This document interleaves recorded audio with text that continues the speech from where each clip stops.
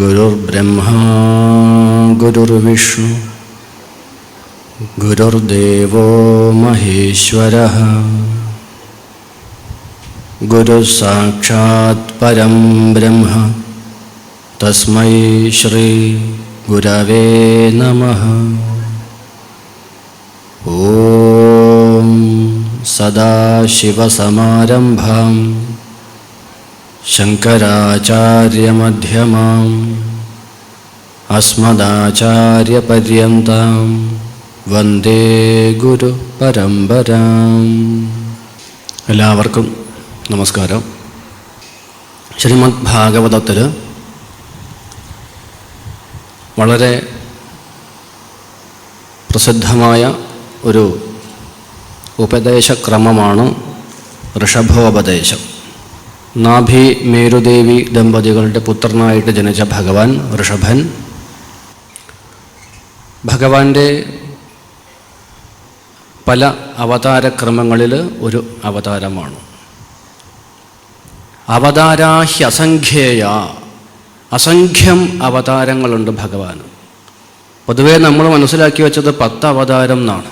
തെറ്റ്. അവതാരാഹ്യസംഖ്യേയ, ഭഗവാന്റെ അവതാരങ്ങൾക്ക് കണക്കില്ല. ചെറുതും വലുതുമായി, പ്രസക്തമായി അപ്രസക്തമായി ധാരാളം ഭഗവാന്റെ അവതാരങ്ങൾ സംഭവിച്ചിട്ടുണ്ട്. എവിടെ ഏതേത് മേഖലകളിൽ ധർമ്മച്യുതി ഉണ്ടായിട്ടുണ്ടോ അതാത് മേഖലയിലെ ആ ച്യുതിയെ ഇല്ലാണ്ടാക്കി ധർമ്മത്തെ ഉദ്ധരിക്കാൻ ഭഗവാൻ അതാത് മേഖലകളിൽ അവതരിക്കാറുണ്ട്. അത് രാഷ്ട്രീയമെന്നോ സാംസ്കാരികമെന്നോ കലയെന്നോ ആധ്യാത്മികമെന്നോ വേർതിരിവ് വേണ്ട.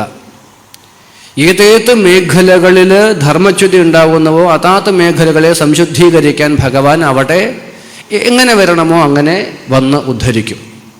അങ്ങനെയാണെങ്കിൽ എത്ര അവതാരങ്ങളുണ്ടാവും?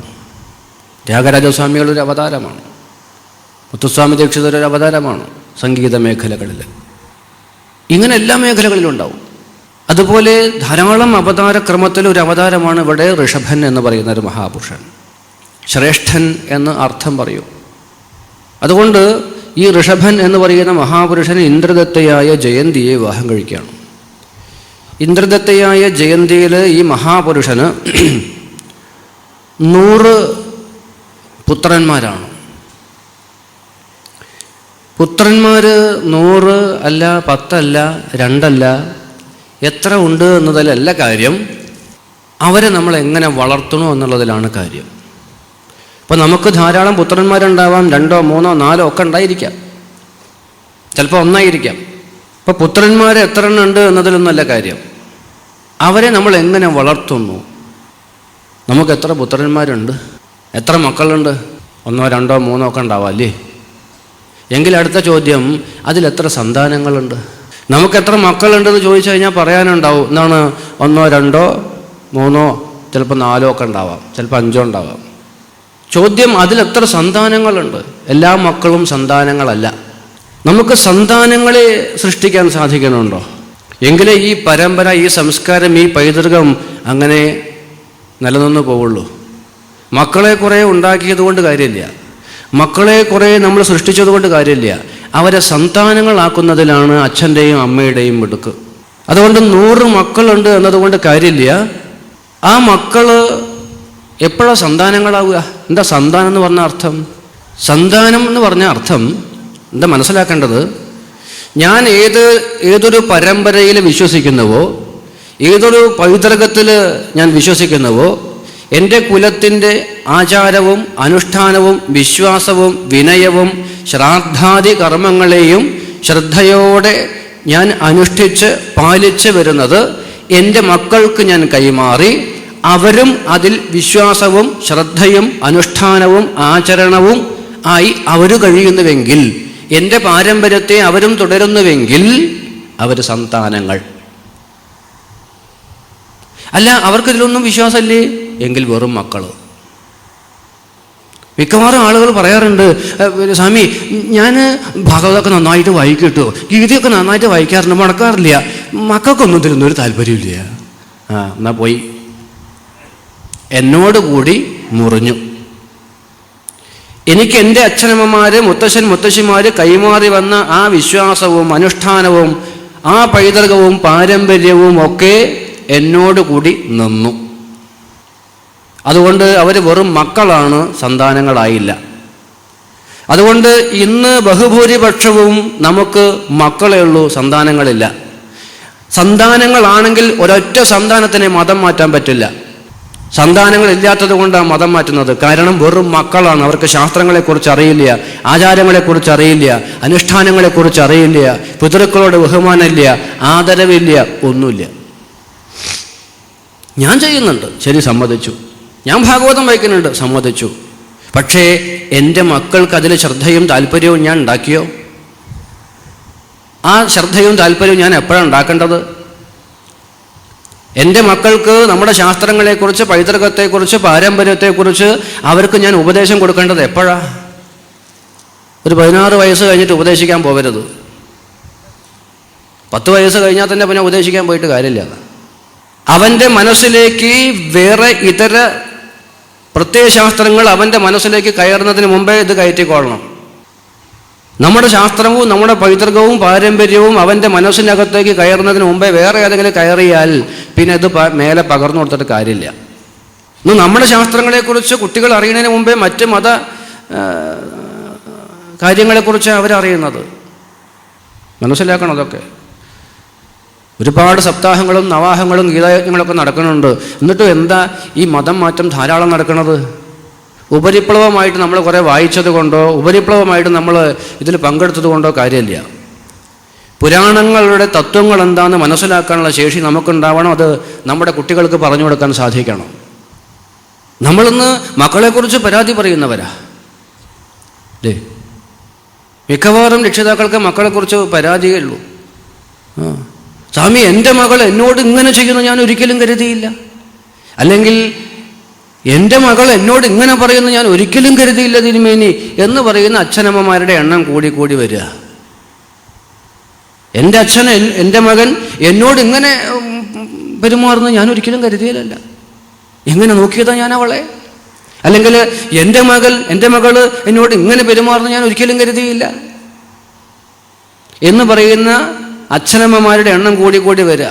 മക്കളുടെ നേരെ പരാതി പറയുന്നതിന് മുമ്പ് സ്വയം ആലോചിക്കുക. നമ്മൾ അച്ഛൻ അമ്പലത്തിൽ ക്ഷേത്രത്തിൽ തൊഴാൻ പോയപ്പോൾ മകൻ പറഞ്ഞു, അമ്പലത്തിലേക്കെന്നും പറഞ്ഞെങ്ങാനും ഈ പടിയും കൊണ്ട് ഇറങ്ങിയാൽ മുട്ടാൽ ചവിട്ടിയാൻ പൊട്ടിക്കും. മകൻ മറ്റേ വാദിയാ. ആ വാദി ഏതാണെന്ന് പറയണ്ടല്ലോ. ഈശ്വരൻ എന്നത് കല്ലല്ലേ, അമ്പലം എന്നത് നാൽച്ചുവരല്ലേ എന്നൊക്കെ പറഞ്ഞ് വീരശൂര പരാക്രമിയായിട്ട് നടന്നതാ. അങ്ങനെ കുറെ കാലം ഉണ്ടായിരുന്നു നമുക്ക്. ഈശ്വരൻ എന്നത് കല്ലല്ലേ, അമ്പലം എന്നത് നാൽച്ചുവരല്ലേ എന്നൊക്കെ പാടി നടന്നു നമ്മൾ കുറെ കാലം. ചില കൂട്ടർ ഒരമ്പലം പൊളിച്ച് കപ്പ നട്ടാൽ അത്രയും അന്ധവിശ്വാസം ഇല്ലാണ്ടായി എന്ന് പറഞ്ഞു നടന്നു. എന്നിട്ട് നമ്മൾ കുറേ അമ്പലങ്ങളൊക്കെ പൊളിക്കാൻ മറ്റവനെ സഹായിച്ചു. എന്നിട്ട് എന്താ നേടി? അതുകൊണ്ട് ഈ കാരണവർക്ക് ക്ഷേത്രത്തിൽ പോകാനൊരു മോഹം. സ്വാമിജി പറയുന്ന ഒരു കഥ ഉണ്ട്, അതാണ് ഓർമ്മ വരുന്നത്. ഒരിക്കലും ആശ്രമത്തിൽ, കുളത്തൂർ ആശ്രമത്തിൽ ചിദാനന്ദപുര സ്വാമിയെ കാണാൻ വേണ്ടി ഒരു വൃദ്ധൻ വന്നു. ആ വൃദ്ധൻ വളരെ സങ്കടത്തോട് കൂടിയിട്ട് സ്വാമിജിയുടെ മാറിലേക്ക് വീണിട്ട് പൊട്ടിക്കരഞ്ഞു. അപ്പോൾ സ്വാമിജി ചോദിച്ചു, എന്താണ് അങ്ങയുടെ വിഷമം? കാഴ്ചയിൽ ഒരു 10-78 വയസ്സ് കാണണം. ആ വൃദ്ധൻ വല്ലാത്ത വിതുമ്പാണ്. അപ്പോൾ സ്വാമിജി ചോദിച്ചു, എന്താ അങ്ങയുടെ വിഷമം? അദ്ദേഹം പറഞ്ഞു, സ്വാമി, എനിക്കൊരു മകനാ, അതുകൊണ്ട് എനിക്ക് അമ്പലത്തിൽ പോകണമെന്നും തൊഴണമെന്നും നമസ്കരിക്കണമെന്നും പൂജ കഴിക്കണമെന്നും ഒക്കെ ആഗ്രഹമുണ്ട്. എന്താ വിഷമം? അവൻ സമ്മതിക്കണില്ല സ്വാമി. എന്നോടെങ്ങാനും അമ്പലത്തിലേക്ക് പോയിട്ടുണ്ടെങ്കിൽ മുട്ടുകാല ഞാൻ പൊട്ടിക്കുന്ന അവൻ പറഞ്ഞത്. എന്നിട്ടോ അവൻ ഒരു ദിവസം തിരുവനന്തപുരത്തേക്ക് പോയതായിരുന്നു സ്വാമി. 2-3 ദിവസം കഴിഞ്ഞിട്ടേ വരുള്ളൂ എന്ന് ബോധ്യം വന്നപ്പോൾ ഞാനൊരു ദിവസം അമ്പലത്തിൽ പോയി. അവൻ ഇവിടെ ഇല്ലല്ലോ. എന്നിട്ട് ഞാൻ പോയി തൊഴുത് പ്രസാദമൊക്കെ വാങ്ങി വളരെ സന്തോഷം. എത്രയോ കാലങ്ങളായിട്ടുള്ള മോഹ. എന്തുണ്ടായത്? അവൻ്റെ സുഹൃത്തുക്കൾ ആരോ കണ്ടു. ഉടനെ വിവരം പറഞ്ഞു. എടോ, താനും വലിയ ആദർശമൊക്കെ പറഞ്ഞിട്ട് തൻ്റെ അച്ഛനതാണോ അമ്പലത്തിൽ കടന്നിട്ട്? സ്വാമി, അവൻ വന്ന വരവിലുണ്ടല്ലോ സ്വാമി, അവൻ ആ ചെരുപ്പ് പോലും ഷൂ പോലും അഴിച്ചു വെക്കേണ്ട എന്നെ പിടിച്ച് വലിച്ച് മുറിയിൽ കൊണ്ടുപോയിട്ട് ആ ഷൂസ് ഇട്ട കാലോട് എന്നെ ചവിട്ടി സ്വാമി. നെഞ്ചത്ത് ഇവിടെ കാണിച്ചു കൊടുത്തു. അവൻ വസ്ത്രം മാറ്റിയിട്ട് ഇവിടെ ഉണ്ട് ശ്രീവത്സ മകൻ്റെ കൈ പിടിച്ച് തിരിച്ച് കാണിച്ചു കൊടുത്തു. കണ്ടില്ല സ്വാമി, ഇവിടെ നീര് വന്നത് അവൻ പിടിച്ച് തിരിച്ചിട്ട ഇവിടെ കണ്ടൊരു കല അവൻ അടിച്ചതോ സ്വാമി. പാവം, അയാൾ വിതുമ്പുക. ഒരു കൊച്ചു കുട്ടികൾ കരയാണെങ്കിൽ നമുക്കത് ഇല്ലേ അത്ര വിഷമം തോന്നില്ല. പക്ഷെ ഒരു വൃദ്ധൻ ഇങ്ങനെ ഇരുന്ന് കരയാന്ന് പറഞ്ഞാൽ വല്ലാത്തൊരു വിഷമാ സ്വാമി. അവൻ സ്വാമിക്കറിയോ, ഈ വിരലില സ്വാമി അവൻ തൂങ്ങി നടക്കാൻ പഠിച്ചത്. അവൻ എൻ്റെ ഈ വിരലിൽ തൂങ്ങിയിട്ടാ സ്വാമി നടന്നത്. ഈ തോളത്തിട്ടിട്ടാ സ്വാമി ഞാൻ അവനെ ഉറക്കിയിരുന്നത്. അദ്ദേഹത്തിൻ്റെ ഭാര്യ നേരത്തെ മരിച്ചു പോയതാ. ഞാനാ സ്വാമി അവന് ചോറ് ഉരുട്ടിയിട്ട് അവനെ ഞാൻ കൊടുത്തിരുന്നത്. എൻ്റെ വിരലിൽ തൂങ്ങിയിട്ടാ സ്വാമി അവൻ സ്കൂളിലേക്കൊക്കെ പോയിരുന്നത്. അവന് എന്തിൻ്റെ കുറവാ സ്വാമി, എല്ലാം ഞാൻ അവന് കൊടുത്തു. അവനാ സ്വാമി ഇപ്പൊ കാല് പൊക്കിയിട്ട് എന്നെ ചവിട്ടിയത് എന്ന് പറഞ്ഞ് ആ വൃദ്ധൻ കരയ. ആ വൃദ്ധൻ സ്വാമിജിയുടെ മാറിൽ വീണ് കരഞ്ഞപ്പോൾ സ്വാമിജി അദ്ദേഹത്തിനോട് ഒരു മറുപടി പറഞ്ഞു. ഓരോ അച്ഛനും ഓരോ അമ്മയും സ്വയം മനസ്സിൽ ഉരുവിട്ട് പഠിക്കേണ്ട വാക്യം.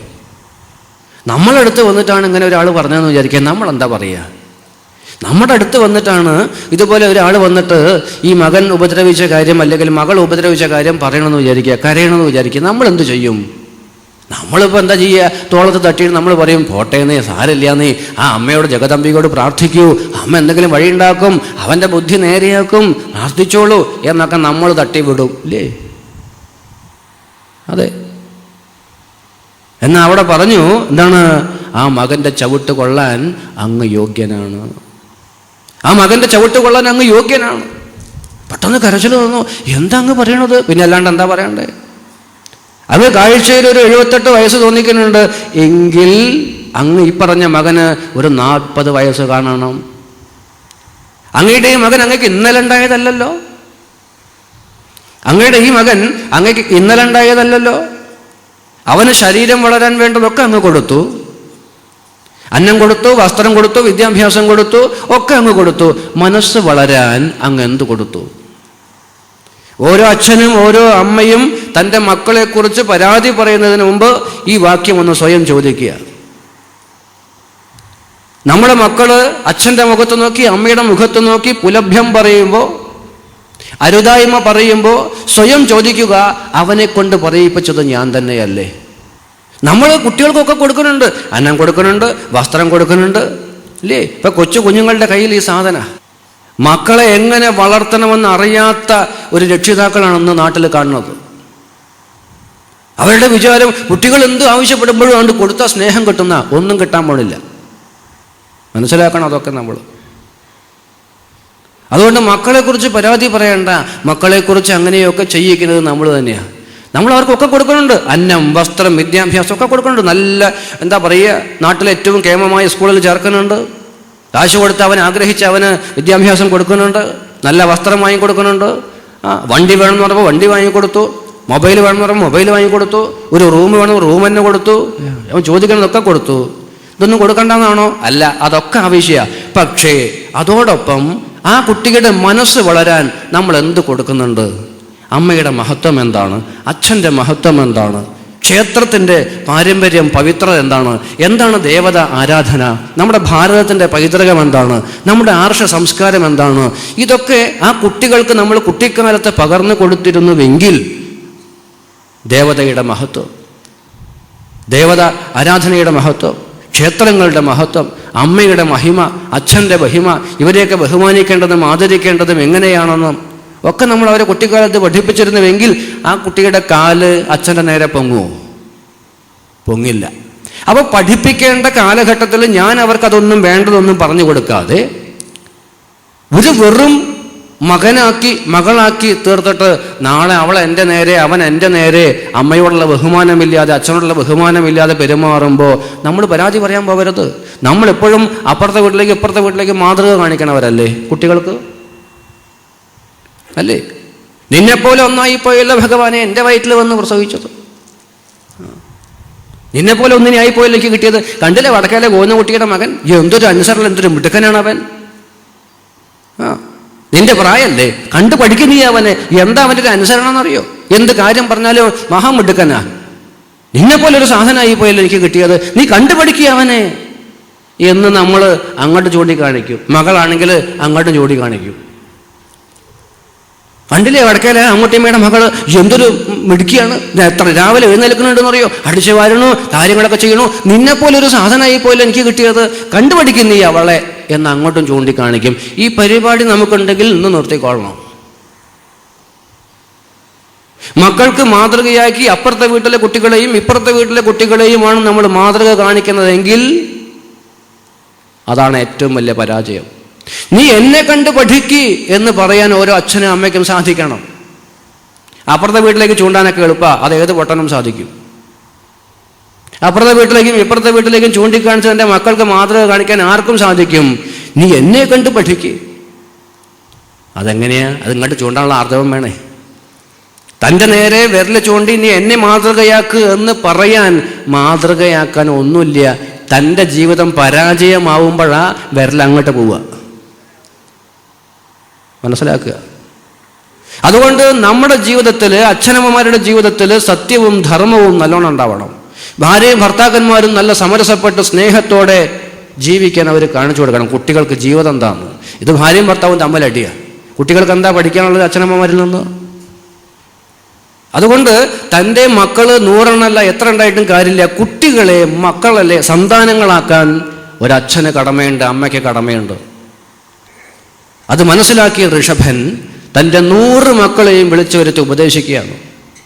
എല്ലാ കുട്ടികളോടും വരാൻ പറഞ്ഞു. എല്ലാവരും വളരെ വിനയത്തോട് കൂടിയിട്ട് അച്ഛൻ്റെ മുമ്പിൽ, ഋഷഭൻ്റെ മുമ്പിൽ വന്നിരുന്നിട്ട് ചോദിച്ചു, എന്താണ് അച്ഛ? കൊച്ചു കുഞ്ഞുങ്ങളാ, കുട്ടികളെല്ലാവരും അവിടെ ഇരിക്കുക, അച്ഛന് കുറച്ച് കാര്യങ്ങൾ പറയാനുണ്ട്. കുട്ടികളെ നോക്കൂ, നമുക്ക് ഒക്കെ മനുഷ്യജന്മം കിട്ടിയവരാ നമ്മളൊക്കെ, അതിവിശിഷ്ടമായ മനുഷ്യജന്മം. എന്താ ഈ മനുഷ്യജന്മത്തിൻ്റെ മഹത്വം എന്നറിയോ കുട്ടികൾക്ക്? ഇല്ല. നോക്കൂ, ഇവിടെ പറയാണ്, നായം ദേഹോ ദേഹഭാജാം നൃലോകെ കഷ്ടാൻ കാമാൻ അർഹതേ വിഡ്ഭുജാം യേ തപോ ദിവ്യം പുത്രകായേന സത്വം ശുദ്ധ്യേത് യസ്മാത് ബ്രഹ്മസൗഖ്യം ത്വനന്തം. നോക്കൂ കുഞ്ഞോളെ, ലോകത്തിൽ അത്യുത്കൃഷ്ടമായ മനുഷ്യജന്മം ലഭിച്ചത് ഈ മലമൂത്ര വിസർജനങ്ങളിലൊക്കെ അതൊക്കെ തിന്ന് ജീവിക്കുന്ന കൃമികളെപ്പോലെ മതിച്ച് മത്തരായി നശിപ്പിച്ച് കളയാനുള്ളതല്ല ഈ മനുഷ്യജന്മം. എന്താ ഈ മനുഷ്യജന്മത്തിൻ്റെ മഹത്വം എന്ന് അറിയാത്തത് കൊണ്ടാ. ഈ മലത്തിൽ മതിച്ച് ജീവിക്കുന്ന കൃമികളെ പോലെ ഈ ലോകത്തിലെ വിഷയങ്ങളുടെ പിന്നാലെ പോയി അതിൽ കൂപ്പുകുത്തി ജീവിതം നശിപ്പിക്കേണ്ടവരല്ല നമ്മൾ. എന്താ ഈ മനുഷ്യജന്മത്തിൻ്റെ മഹത്വം? നോക്കൂ, 84 ലക്ഷം ജീവയോനികളിൽ വെച്ച് അത്യുത്കൃഷ്ടമാണ് ഈ മനുഷ്യജന്മം. 84 ലക്ഷം ജീവയോനികളിൽ വെച്ച് അത്യുത്കൃഷ്ടമായ, അത്യുദാത്തമായ ജന്മമാണ് മനുഷ്യജന്മം. അത് കിട്ടിയവരാ നമ്മളൊക്കെ. ദുർലഭം മാനുഷം ജന്മ തദപ്യധ്രുവമർത്ഥതം എന്ന് പറയും പ്രഹ്ലാദകുമാരൻ. ഈ ജന്മം എന്ന് പറയാറുണ്ടല്ലോ, ഇത് എത്രയെത്രയോ ജന്മങ്ങളിലൂടെ കൈമാറി വന്നവരാ നമ്മളൊക്കെ. ഈ ജീവൻ ഒരുപാട് ശരീരങ്ങളെ അതിക്രമിച്ചിട്ടാണ് അപ്പം മനുഷ്യജന്മം കിട്ടിയത്. ഓരോ ശരീരത്തിലിരുന്നപ്പോഴും അതാത് ശരീരത്തിലിരുന്ന ധർമാനുഷ്ഠാനം കൊണ്ട് ക്രമത്തിൽ ഉയർന്നതാ സജ്ജനങ്ങളെ നമുക്കൊരു മനുഷ്യജന്മം കിട്ടിയിട്ടുണ്ട്. ഈ മനുഷ്യജന്മത്തിൻ്റെ മഹത്വം എന്താ? ഇതര ജന്തു സമാനം ജീവിക്കലല്ല. എന്താ ഈ മനുഷ്യൻ്റെ മഹത്വം? മനുഷ്യജന്മം കിട്ടിയവൻ്റെ മഹിമ എന്താ? എന്താണ് ഈ 84 ലക്ഷം ജീവയോനികളിൽ വെച്ച് അത്യുത്കൃഷ്ടമാണ് മനുഷ്യജന്മം എന്ന് പറയാൻ കാരണം? എന്താണാവോ മറ്റു ജന്തുക്കളിൽ നിന്ന് മനുഷ്യനെ വിശേഷ ജന്തുവാക്കി മാറ്റിയത്? ഇന്ദ്രിയങ്ങളുടെ കഴിവാ? കാഴ്ചയുടെ കഴിവാ? കേൾവിയുടെ കഴിവാ? ഒന്നുമല്ല. ഇന്ദ്രിയാദികളുടെ കഴിവൊന്നുമല്ല. അതിനൊക്കെ നമ്മളെക്കാളും കഴിവുള്ള ജന്തുക്കൾ വേറെയുണ്ട്. പൂച്ചയ്ക്ക് പകലും കാണും, രാത്രിയും കണ്ണ് കാണും. നമുക്ക് പകൽ തന്നെ കണ്ണടല്ല വെച്ചാൽ പിന്നെയാ. അപ്പം കണ്ണിൻ്റെ കാര്യത്തിലൊക്കെ നമ്മൾ എത്രയോ പരാജയമാണ്. കാതിൻ്റെ കാര്യത്തിലൊക്കെ നമ്മൾ എത്രയോ പരാജയമാണ്. നമുക്കൊക്കെ ഒരു പരിമിതിയുണ്ട്. പിന്നെ ചിലർ പറയാറുണ്ട് സുഖിക്കാനാ മനുഷ്യജന്മം. അതിനേക്കാളും വലിയ വിഡ്ഢിത്തരം. മാനസികമായ ശാരീരികമായ സുഖാനുഭൂതിക്കാണ് ഈ ജന്മമെങ്കിൽ മനുഷ്യനാവുന്നതിനേക്കാൾ നല്ലത് വല്ല പൂച്ചയോ നായയോ ഒക്കെ ആവുന്നതാ. എന്താ കാരണം? അവർക്കൊരു ടെൻഷനും ഇല്ല. മകളെ കല്യാണം കഴിച്ച് പറഞ്ഞയക്കണമെന്നോ, മൂത്ത മകനെ ഡോക്ടറാക്കണമെന്നോ, ബാങ്കിൽ നിന്ന് നാളെ ലോൺ എടുക്കണമെന്നോ. നായയ്ക്ക് വല്ല ടെൻഷനുണ്ടോ? പൂച്ചയ്ക്ക് വല്ല ടെൻഷനുണ്ടോ? ഒരു ടെൻഷനും ഇല്ല. ഇതൊക്കെ നമുക്കാ അല്ലേ? 2 മക്കളുണ്ടെങ്കിൽ വേഗം ഭൂമി ഭാഗിക്കണം, മതിൽ കെട്ടണം, വീടുണ്ടാക്കണം, ഗേറ്റ് വെക്കണം, അനിയനെ അപ്പുറത്താക്കണം, ഏട്ടപ്പുറത്താവണം. നായയ്ക്കും പൂച്ചയ്ക്കും അങ്ങനെ വല്ല അതിർത്തിയുണ്ടോ? വല്ല മതിലുണ്ടോ? ഭൂമിയുടെ പേരിൽ, വീടിൻ്റെ പേരിൽ ശണ്ഠുണ്ടോ, കലഹമുണ്ടോ? ഒന്നുമില്ല. അവർ ഇന്നലകളെക്കുറിച്ച് ഓർത്ത് നീറി ജീവിക്കുന്നവരല്ല. നാളെയെക്കുറിച്ച് അവർക്ക് ഉത്കണ്ഠയുമില്ല. ഇന്നിൽ ജീവിക്കുന്നവരാ. നമ്മൾ ഇന്നലെ കഴിഞ്ഞു പോയ കാര്യങ്ങളെക്കുറിച്ച് ഓർത്ത് നീറി എൻ്റെ ജീവിതം എങ്ങനെയായി പോയല്ലോ എന്ന് പറഞ്ഞ് ഇന്നും ജീവിക്കില്ല, നാളത്തെ കാര്യം അബദ്ധാക്കും. അതുകൊണ്ടാണ് ഈ മനുഷ്യന്മാർ രോഗികളായി പോയത്. അതുകൊണ്ട് മാനസികമായ ശാരീരികമായ സുഖം അനുഭവിക്കാനാണെങ്കിൽ മനുഷ്യനാവുന്നതിനേക്കാൾ നല്ലത് മറ്റേതെങ്കിലും ജന്തുക്കളാവുന്നതാ. കാരണം ഒരു ടെൻഷനില്ല അവർക്ക്. മക്കളെക്കുറിച്ചോർത്ത്, മകനെക്കുറിച്ചോർത്ത്, ഭർത്താവില്ല, കല്യാണം കഴിഞ്ഞിട്ടില്ല, ഒന്നും അവർക്കില്ല. ഒരു വേവലാതിയില്ല. നമുക്കെന്തെല്ലാം ആദികളാ. സുഖത്തേക്കാൾ ഏറെ ദുഃഖമല്ലേ? പിന്നെ എന്താണോ ഈ മനുഷ്യൻ്റെ കേമത്വം? ഈശ്വര വിചാരം ചെയ്യാനുള്ള കഴിവ്, ബ്രഹ്മാവലോകതിഷണ. ബ്രഹ്മദേവൻ സർവസൃഷ്ടിയെയും ചെയ്ത് ഒടുവിൽ മനുഷ്യനെ സൃഷ്ടിച്ചപ്പം തൃപ്തനായി എന്ന് പറയും. എന്താ കാരണം? ബ്രഹ്മാവലോക ദിഷണയോട് കൂടിയിട്ടുള്ള ഒരു ജന്മമാണ്. ഈശ്വരനെ അറിയാൻ, ഈ കാണാകുന്ന സർവ പ്രപഞ്ചത്തെയും നിരീക്ഷിച്ച് ഈ കാണുന്ന ജഗത്തിൻ്റെ പിന്നിൽ ഇതിനെയൊക്കെ നിയമിക്കുന്ന ഒരു നിയാമക ശക്തിയുണ്ട്. അവൻ ആര്? അവൻ്റെ സ്വരൂപം എന്ത്? അവൻ്റെ മഹിമ എന്ത്? ഇതിനൊക്കെ ഉപരി ഇങ്ങനെയൊക്കെ ചിന്തിക്കുന്ന ഞാൻ ആര്? ഇങ്ങനെ ഈശ്വരാന്വേഷണം ചെയ്ത് ആ അന്വേഷണത്തിൻ്റെ ഒടുവിൽ തന്നിലേക്ക് തിരിഞ്ഞ് തൻ്റെ സ്വരൂപസ്ഥിതനായ ആ ആത്മഭാവത്തെ സാക്ഷാത്കരിച്ച് നിർവൃതി അടയാൻ ശേഷിയുള്ള ഒരേ ഒറ്റ ജന്തുവേ ഉള്ളൂ, അത് മനുഷ്യനാണ്. ശിവോഹം ശിവോഹം ചിദാനന്ദരൂപ ശിവോഹം ശിവോഹം. ജനനമോ മരണമോ ഇല്ലാത്ത, ജനിക്കാത്ത മരിക്കാത്ത ആത്മസ്വരൂപനായ പരമേശ്വരനാണ് ഞാൻ എന്ന് അറിഞ്ഞാനന്ദിച്ച് മത്തനാവാൻ ശേഷിയുള്ള ഒരൊറ്റ ജന്മം. അഹം ബ്രഹ്മാസ്മി തത്വമസി എന്ന വേദാന്തം ഘോഷിക്കുന്ന ആ മഹൽ പദവിയിലേക്ക് ഉയരാൻ ശേഷിയുള്ള ഒരേ ഒരു ജന്മം, അതാണ് മനുഷ്യജന്മം. മരണഭയത്തെ അതിക്രമിച്ച് മഹൽ പദവിയിലേക്ക്, ജനനമില്ലാത്ത പരംഭാവത്തിലേക്ക് എത്തിച്ചേരാൻ ശേഷിയുള്ള ഒരേ ഒരു ജന്മം, ആനന്ദമത്തനായി തീരാൻ, സുഖലോലുപരായി തീരാൻ. ഇങ്ങനെ തൻ്റെ സ്വരൂപസ്ഥിതനായ ആത്മഭാവത്തെ സാക്ഷാത്കരിക്കാൻ ശേഷിയുള്ള 84 ലക്ഷം ജീവയോനികളിൽ വെച്ച് അത്യുത്കൃഷ്ടമായ ഉദാത്തമായ മനുഷ്യജന്മം കിട്ടിയിട്ടും ഈ മനുഷ്യൻ എന്താ പാടുന്നതെന്നറിയോ? എന്താ പാടുന്നേ? ശിലയായ ജന്മമുണ്ടെങ്കിൽ ഞാൻ ശിവലിംഗമായേനെ, ഇലയായ ജന്മമുണ്ടെങ്കിൽ ഞാൻ കൂവളത്തിലയായേനെ. കഷ്ടം. ഈ ജന്മം കിട്ടിയിട്ട് നേരെയാവാത്തവനാണ് ഇനിയിപ്പം കൂവളായ നേരെയാവാൻ പോണത്. താൻ ശിവസ്വരൂപനാണ്, ആനന്ദസ്വരൂപനാണ് ഞാൻ. ന തേജോ ന ഭൂപി, ഇതൊന്നുമല്ല ഞാൻ. ഇന്ദ്രിയങ്ങളൊന്നും തന്നെയല്ല. ജനന മരണമില്ലാത്ത ആത്മസ്വരൂപനാണ് ഞാനെന്ന് സാക്ഷാത്കരിക്കാൻ ശേഷിയുള്ള ഒരു ജന്മം നേടിയവരാണ് നമ്മളൊക്കെ. എന്നിട്ടും നമ്മൾ പാടുന്നത് എന്തൊരു തരം താഴ്ന്ന പ്രാർത്ഥനയാണ്. ഈ മനുഷ്യജന്മത്തിൻ്റെ മഹത്വം, മഹിമ അറിയാത്തത് കൊണ്ടാണ് നമുക്കിങ്ങനെ ഭഗവാന്റെ മുമ്പിൽ പോയിട്ട് പറയാൻ തോന്നുന്നത്. എന്തേ നീ കൃഷ്ണ നീ എനിക്കെന്തേ തന്നില്ല? എന്താ അങ്ങനെ തോന്നുന്നുണ്ടല്ലോ അല്ലേ? എന്തേ നീ കൃഷ്ണ നീ എനിക്കെന്തേ തന്നില്ല? നന്ദി വേണം മനുഷ്യനായാൽ.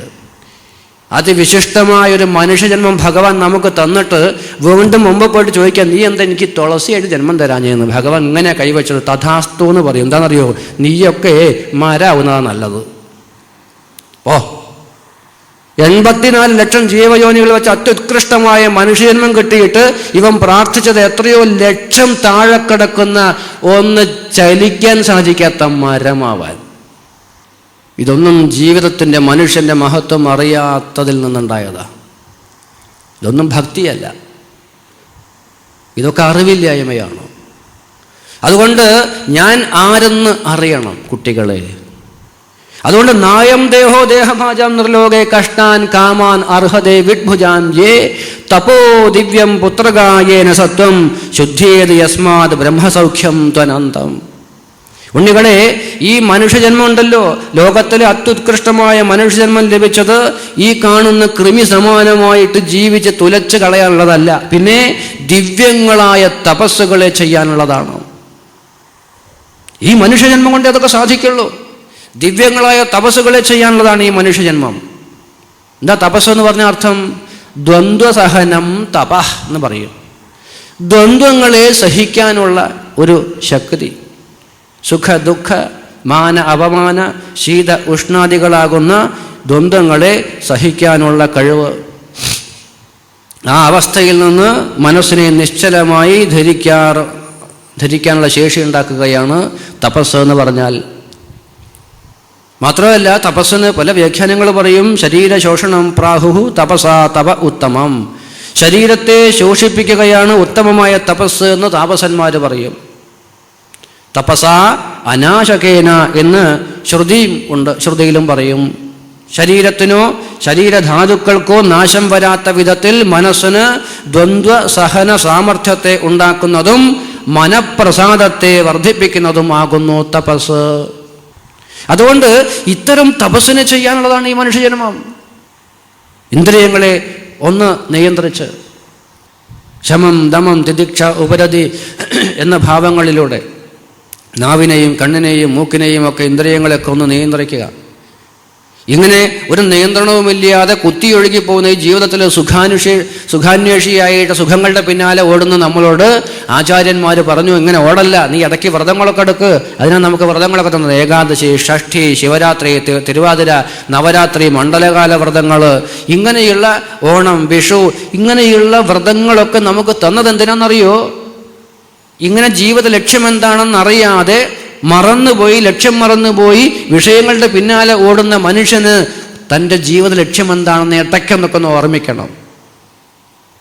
അപ്പോഴാണ് മനസ്സിലാവുക, ഇങ്ങനെ പോയി തുലയ്ക്കാനുള്ളതല്ലല്ലോ. അപ്പോൾ നമ്മൾ വ്രതങ്ങളെടുക്കും, ഇന്ദ്രിയ സംയമനം ചെയ്യും, പാകത്തിലുള്ള ഭക്ഷണം കഴിക്കും, അമിതമായിട്ടൊന്നും സംസാരിക്കില്ല, ഈശ്വര വിചാരം ചെയ്യും. ഇങ്ങനെ ജീവിതത്തിൻ്റെ ഇടയ്ക്കിടയ്ക്ക് ഇത്തരം വ്രതങ്ങളൊക്കെ എടുത്തവരായിരുന്നു നമ്മുടെ പൂർവികന്മാർ. അത്തരം വ്രതങ്ങളെ തപസ്സുകളെ ചെയ്യാനുള്ളതാ ഈ ജന്മം. അത് ചെയ്യണം. നമ്മൾ ചെയ്യാറുണ്ടോ? അതോ വെറും ഭാഗവതം കേൾക്കൽ മാത്രമാണോ? കാര്യമില്ല. വെറും ശ്രവണം കൊണ്ടൊന്നും എവിടെ എത്താൻ പോണില്ല. ശ്രവണം ആദ്യത്തെ സംസ്കാര. ഭഗവാൻ ഭാഗവതത്തിൽ ഉദ്ധവർക്ക് ഒടുവിലായിട്ടൊരു ഉപദേശം കൊടുക്കുന്നുണ്ട്. പറയും ഭഗവാൻ ഉദ്ധവരോട്, ഉദ്ധവ ഹന്തതേ കഥയിഷ്യാമി മമ ധർമാൻ സുമംഗളാൻ യാൻ ശ്രദ്ധയാ ആചരൻ മർത്യോ മൃത്യുഞ്ജയതി ദുർജയം. ഹന്തതേ കഥയിഷ്യാമി മമ ധർമാൻ സുമംഗളാൻ. സുമംഗളാൻ മമ ധർമാൻ. എൻ്റെ ഉദ്ധവ, ഈ സുമംഗളങ്ങളായ ഈ ധർമ്മത്തെ യാതൊരുവനാണോ ശ്രദ്ധയാ ആചരൻ, ശ്രദ്ധയോടുകൂടിയിട്ട് ആചരിക്കുന്നത്, അവൻ എന്താവുന്നു? മൃത്യുഞ്ജയതി ദുർജയം. ഈ ജയിക്കാൻ പ്രയാസമായ മൃത്യുലോകത്തെ അവൻ ജയിക്കുന്നു. ആചരന്ന പറഞ്ഞത് കേൾക്കുന്നവൻ എന്നല്ല പറഞ്ഞത്. കേട്ടിട്ട് കാര്യമില്ല, ആചരിക്കാത്തയിടത്തോളം കാലം. ആചരിക്കുന്നുവെങ്കിൽ മാത്രമേ അത് നമുക്ക് ഗുണമായിട്ട് ഫലമായിട്ട് തീരുള്ളൂ. അതുകൊണ്ട് ദിവ്യങ്ങളായ തപസ്സുകളെ ചെയ്യാനുള്ളതാണ് ഈ മനുഷ്യജന്മം. അതിനെന്ത് വേണം? നമ്മൾ പറയുന്നു, മഹൽ സേവാം ദ്വാരമാഹർ വിമുക്തേ തമോദ്വാരം യോഷിതാം സംഗിസംഗം മഹാന്തസ്തേ സമചിത്ത പ്രശാന്ത വിമന്യവ സുഹൃത സാധവോയേ. എന്തിനാ ഇപ്പോൾ ഈ തപസ്സുകളെയൊക്കെ ചെയ്യുന്നത്? നോക്കൂ, ആ തപസ് ചെയ്താലുണ്ടാവുന്നത് എന്താണെന്നറിയോ? തപസ് കൊണ്ട് അന്ധക്കരണ ശുദ്ധി ഉണ്ടാവും. ശുദ്ധിയേത് യസ്മാത് ബ്രഹ്മസൗഖ്യം ത്വനന്തം. ഈ തപസ്സുകളെ ചെയ്യുമ്പോൾ മനസ്സിലെ കാമകാലുഷ്യങ്ങളൊക്കെ നീങ്ങിപ്പോയി മനസ്സ് ശുദ്ധമാവും. ശുദ്ധമായി കഴിഞ്ഞാൽ, അന്ധക്കരണം ശുദ്ധമായാൽ, ശുദ്ധമായ അന്ധക്കരണത്തിൽ ആ അനന്തമായ ബ്രഹ്മസൗഖ്യം ഉണ്ടാവും, ശാന്തി അനുഭവിക്കാം. അപ്പോൾ ആ ഒരു ഈശ്വര ശാന്തി, ഈശ്വരാനുഗ്രഹം, കുളിർമ, ആ ഒരു മഹത്വത്തിലേക്ക് ഉയരാൻ സാധിക്കണമെങ്കിൽ മനസ്സിലെ മറ്റ് ലോക വിഷയങ്ങളോടൊക്കെ ഉള്ള ഒരു വിരക്തി ഉണ്ടാവണം. അതിന് തപസ് അനിവാര്യമാണ്. ഉണ്ണികളെ, അതുകൊണ്ട് മനുഷ്യജന്മത്തിൻ്റെ മഹത്വം എന്താണെന്നറിഞ്ഞ് ആ മഹത്വത്തിലേക്ക് ഉയരാൻ തപസ് അനിവാര്യമാണെന്ന് മനസ്സിലാക്കി ലോക വിഷയങ്ങളിൽ മാത്രം ശ്രദ്ധ വയ്ക്കാതെ മനസ്സിനെ നീ ഈശ്വരനിലേക്ക് വയ്ക്കാൻ പഠിക്കുക. തൻ്റെ സ്വരൂപം എന്താണെന്ന് ഗുരുവിനെ ആശ്രയിച്ച് വിചാരം ചെയ്ത് ഉറപ്പിക്കൂ. അതിനെന്ത് വേണം? മഹൽ സേവാം ദ്വാരമാഹുർ വിമുക്തേ. വളരെ വളരെ വളരെ പ്രധാനം. അതുകൊണ്ട് എന്താണ്? മഹാത്മാക്കളെ സേവിക്കലല്ലാതെ അതിന് വേറെ വഴിയൊന്നുമില്ല. ഈശ്വരമഹിമയെ സാക്ഷാത്കരിച്ച ഈശ്വരമഹിമയിലേക്ക് ഉയർന്ന മഹാപുരുഷന്മാരുടെ തൃപ്പാദങ്ങളെ ആശ്രയിക്കൽ മാത്രമാണ് അതിനുള്ള ഏകപം വഴി. അതുകൊണ്ട് മഹൽ സേവാം ദ്വാരമാഹുർ വിമുക്തേ. ആ ഈശ്വര മഹിമയിലേക്ക് ഉയരാൻ അവിടേക്കുള്ള വഴി, ദ്വാരം മഹൽ സേവ മാത്രമാണ്. പറയും സത്സംഘോ ശേവധർനൃണാം. ഒരു മനുഷ്യന് ഏറ്റവും വലിയ സമ്പത്ത് സത്സംഗമാണ്. മഹാപുരുഷന്മാരെ നമുക്ക് ഈ ജന്മത്തിൽ കാണാനും അറിയാനും അവരെ ആശ്രയിക്കാനും സാധിച്ചാൽ ഗുരൂപസക്തി വളരെ പ്രധാനമാണ്. അതുകൊണ്ട് മഹാപുരുഷന്മാരെ ആശ്രയിക്കണം നമ്മൾ. അറിവും ബോധവുമുള്ള ഗുരുക്കന്മാരെ, അറിവില്ലാത്തവരെ പോയി ആശ്രയിക്കാതിരിക്കുക. അതെ, അതുകൊണ്ട് അത് മാത്രമാണ് അതിലേക്കുള്ള വഴി. മഹാത്മാക്കളുടെ ലക്ഷണം എന്താ? എങ്ങനെ ഒരാൾ മഹാത്മാവാണെന്ന് പറയാൻ പറ്റുക? പ്രയാസമാണ്. എന്നാലും പറയാണ്, എന്താണ്? സമചിത്തനായിരിക്കും, എല്ലാവരോടും ഒരുപോലെ പെരുമാറുന്ന ആളായിരിക്കും, പ്രശാന്തനായിരിക്കും, ക്രോധം ഇല്ല എന്നും പറയാൻ പാടില്ല കേട്ടോ. മഹാത്മാക്ക് ക്രോധമൊക്കെ ഉണ്ടാവും. ക്രോധം നമ്മൾ എന്താണെന്ന് മനസ്സിലാക്കണം. നമ്മളെ വിചാരം അവർക്ക് മഹാത്മാക്കൾ ഒരിക്കലും ദേഷ്യം പിടിക്കാൻ പാടില്ല എന്നൊക്കെ പറയും അല്ലേ? അങ്ങനെ നമ്മൾ അളക്കാൻ പോകരുത്. ശരി, എന്തായാലും അവരെന്താണ്? എല്ലാവർക്കും സുഹൃത്തായിരിക്കും, സദാചാരനിഷ്ഠനായിരിക്കും, വിഷയങ്ങളിലൊന്നും താല്പര്യം ഉണ്ടാവില്ല, വീട് ഭാര്യാപുത്രനൊക്കെ ഉണ്ടെങ്കിൽ അതിലൊന്നിലും മനസ്സ് വയ്ക്കാത്തവരായിരിക്കും. ഈ മഹാപുരുഷന്മാരെ നമ്മൾ ആശ്രയിക്കണം, അവരുടെ തൃപ്പാദങ്ങളെ സേവിക്കണം. കാരണം മഹാത്മാക്കളുടെ ആ ഒരു അനുഗ്രഹം ഇല്ലാണ്ട് നമുക്ക് എവിടെ എത്താൻ പറ്റില്ല. പറയും രഘുഗണൻ. ഇനി കുറച്ച് കഴിഞ്ഞാൽ ഈ ഭരതൻ എന്ന് പറയുന്ന മൂത്തപുത്രൻ കൊടുക്കുന്നൊരു ഉപദേശമുണ്ട്. രഘുഗണൈ തൽ തപസ നയാതി ന ചേജയാ നിർവപണാത് ഗൃഹാത് വാ ന ഛന്ദസ സൂര്യ. നോക്കൂ, രഘുഗണ തപസ്സുകൊണ്ട് ഈ തത്വം ശോഭിക്കില്ല, മന്ത്രജപം കൊണ്ട് ഈ തത്വം ശോഭിക്കില്ല. ഒരാൾ എത്ര കാലം മന്ത്രം ജപിച്ചാലൊന്നും ഈ തത്വം ശോഭിക്കാൻ പോകുന്നില്ല. മന്ത്രജപം കൊണ്ട് ചിത്തശുദ്ധിയേ ഉണ്ടാവുള്ളൂ.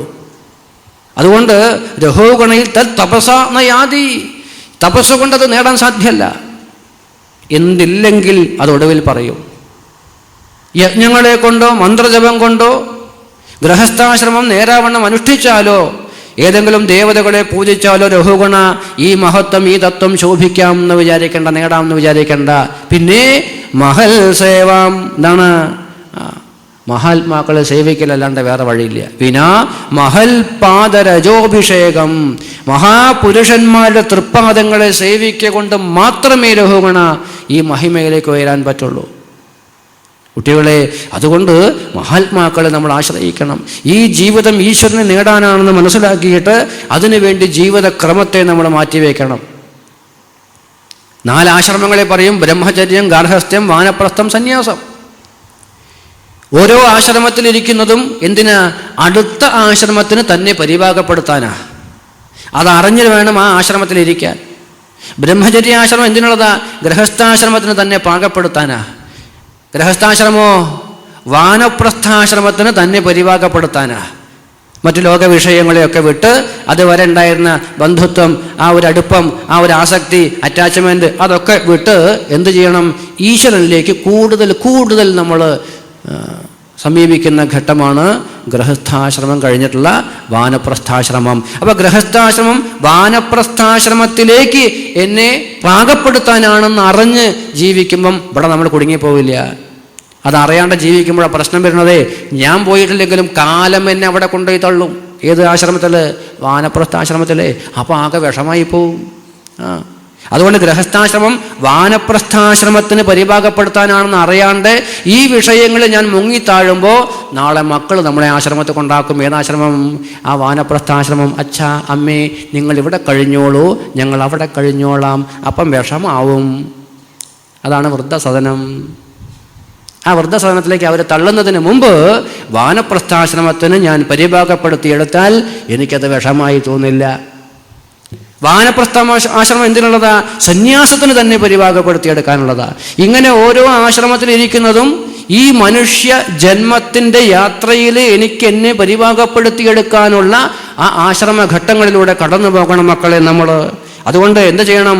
മൽ കർമ്മഭിർമൽ കഥയാച നിത്യം മദ്ദേവസംഗാൻ ഗുണകീർത്തനാൻ മേ നിർവൈദ്യസാമ്യോ അപശമേന പുത്ര ജിഹാസയാ ദേഹ ഗേഹാത്മബുദ്ധേഹേ.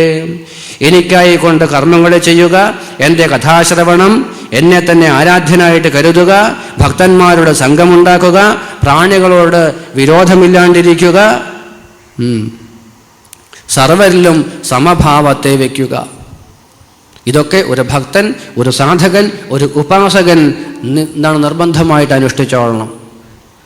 ആധ്യാത്മയോഗേന വിവിക്ത സേവയാ പ്രാണേന്ദ്രിയാത്മാഭിജയേന സദൃക് സൽ ശ്രദ്ധയാ ബ്രഹ്മചര്യേണ ശശ്വൽ അസംപ്രമാദേന യമേന വാചാം. ആത്മതത്വത്തെ ഉപദേശിക്കുന്ന ശാസ്ത്രങ്ങളെ പഠിക്കുക, വിജനമായ ദേശത്ത് വസിക്കുക, പ്രാണായാമം കൊണ്ട് ഇന്ദ്രിയങ്ങളെ ജയിക്കുക, ധാരണ കൊണ്ട് മനസ്സിനെയും മൗനം കൊണ്ട് വാക്കിനെയും ജയിക്കുക. ഇതൊക്കെ ഒരു മനുഷ്യൻ അനുഷ്ഠിക്കേണ്ടതാ. നമ്മളൊന്നിപ്പോൾ സുഖിയന്മാരായി ഇതിലേക്കൊന്നും പോവാണ്ടിരിക്കുക. പണ്ഡിതാസ്തു കളത്രേണ രമന്തേ മഹിഷ ഇവ, പണ്ട് നാരദർ പറഞ്ഞതാ. അതിൻ്റെ അർത്ഥം പറഞ്ഞിരുന്നില്ല, നമ്മൾ തെറ്റും. അതാ പുത്രസ്യ ഉൽപാദനേ ദക്ഷ അദക്ഷ മുക്തി സാധനേ.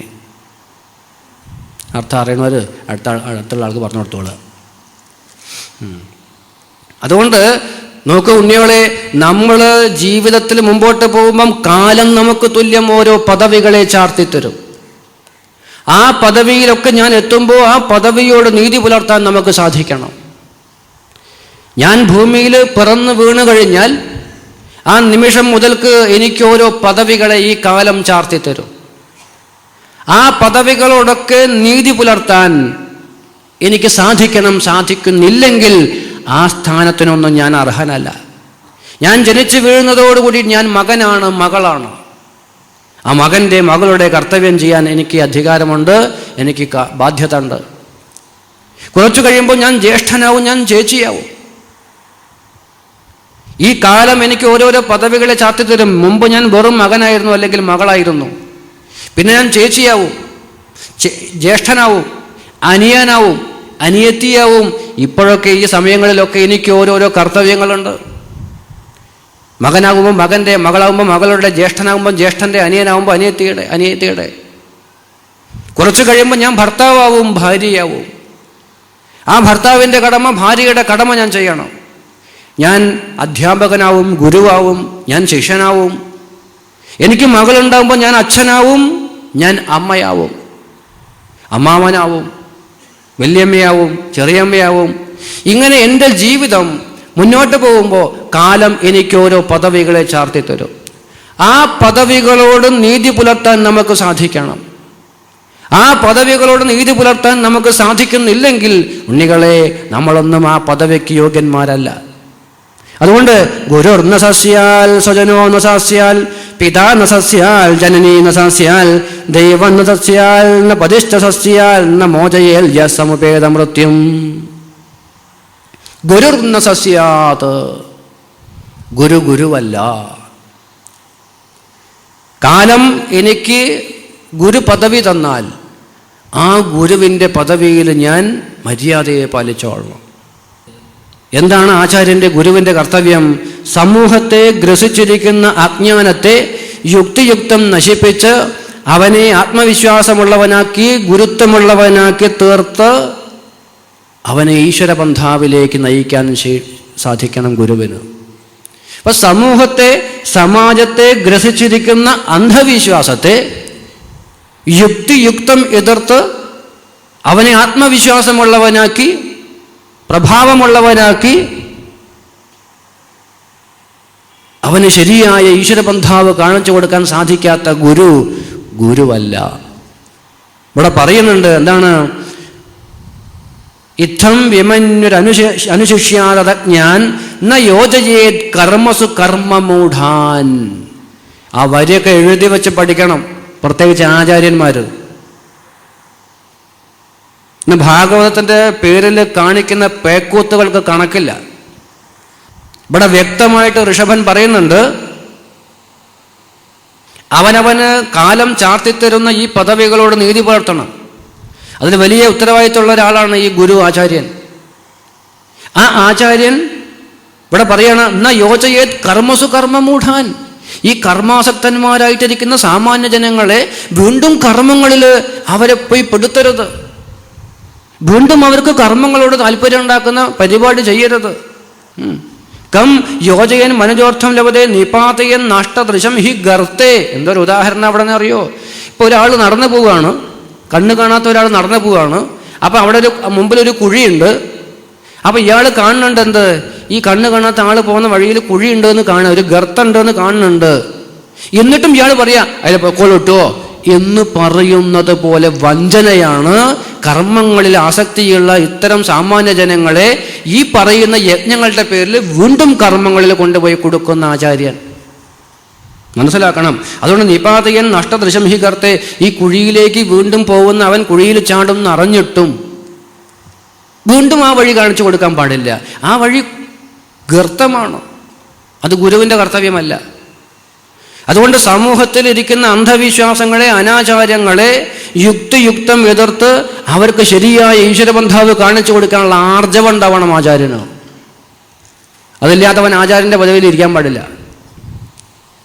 ഇന്ന് 3 ദിവസം വായിക്കാൻ പോയ 4-ാം ദിവസം ആചാര്യനാ. ഭാഗവതം പറയാൻ വന്ന ഭാഗവതം പറഞ്ഞോളണം. ഭാഗവതം പറയാൻ വേണ്ടി വന്നിട്ട് വേറെ പല കാര്യങ്ങൾക്ക് ആ സമയം ചെലവാക്കിയിട്ട് ജനങ്ങളെ വഞ്ചിക്കാൻ പാടില്ല. സമൂഹത്തെ വീണ്ടും വീണ്ടും ഈ ഭാഗവതത്തിൻ്റെ പേരിൽ എന്തെല്ലാം. ഇപ്പോൾ ഒരു ദിക്കിൽ ഒരാൾ പറഞ്ഞു, ഒരാചാര്യൻ, ഭാഗവതത്തിൻ്റെ അവസാന ദിവസം ഭഗവാന്റെ പരംധാമഗമനം, ശരീരത്തെ ത്യജിച്ച് ഭഗവാൻ തൻ്റെ അവതാരോദ്ദേശം പൂർത്തിയാക്കി. ഭഗവാൻ തൻ്റെ ശരീരത്തെ കളഞ്ഞപ്പോൾ, ആ ഭാഗം വായിച്ചു കഴിഞ്ഞപ്പോൾ ഭഗവാൻ പരംധാമഗമനം ശരീരത്തെ ഉപേക്ഷിച്ചു എന്നുള്ള ഭാഗം വന്ന സമയത്ത് ഈ ആചാര്യൻ പറയുക, ആചാര്യൻ്റെ പേരൊന്നും പറയില്ല, ആചാര്യൻ പറയുകയാണ് എന്ത്? അതെ, ഭഗവാൻ മരിച്ചിട്ടോ, അതെ കൃഷ്ണൻ മരിച്ചു, അതുകൊണ്ട് നമുക്കൊക്കെ പൊലയുണ്ട്, എല്ലാവരും പോയിട്ട് ആ കുളത്തിൽ പോയിട്ട് മുങ്ങിയിട്ട് കുളിച്ചിട്ട് ഇങ്ങോട്ട് വരിക, എന്നിട്ട് ഇനി നമുക്ക് അടുത്ത ഭാഗം വായിക്കാൻ പറ്റുള്ളൂ, എല്ലാവർക്കും പൊലയുണ്ട്. ഇതൊരു ആചാര്യൻ്റെ നാവെന്നാണ് വരുന്നത്. ഭഗവാൻ മരിച്ചു പോലും. ഇയാൾ ഭാഗവതം എന്താണോ പഠിച്ചത്? ന ജായതേ മ്രിയതേവ കഥാചിൽ നായം ഭൂത്വ ഭവിതാവാ ന ഭൂയഃ അജോ നിത്യശാശ്വതോയം പുരാണോ ന ഹന്യതേ ഹന്യമാനേ ശരീരേ. ഭഗവാൻ പറയും, അർജുന എന്നാണ്,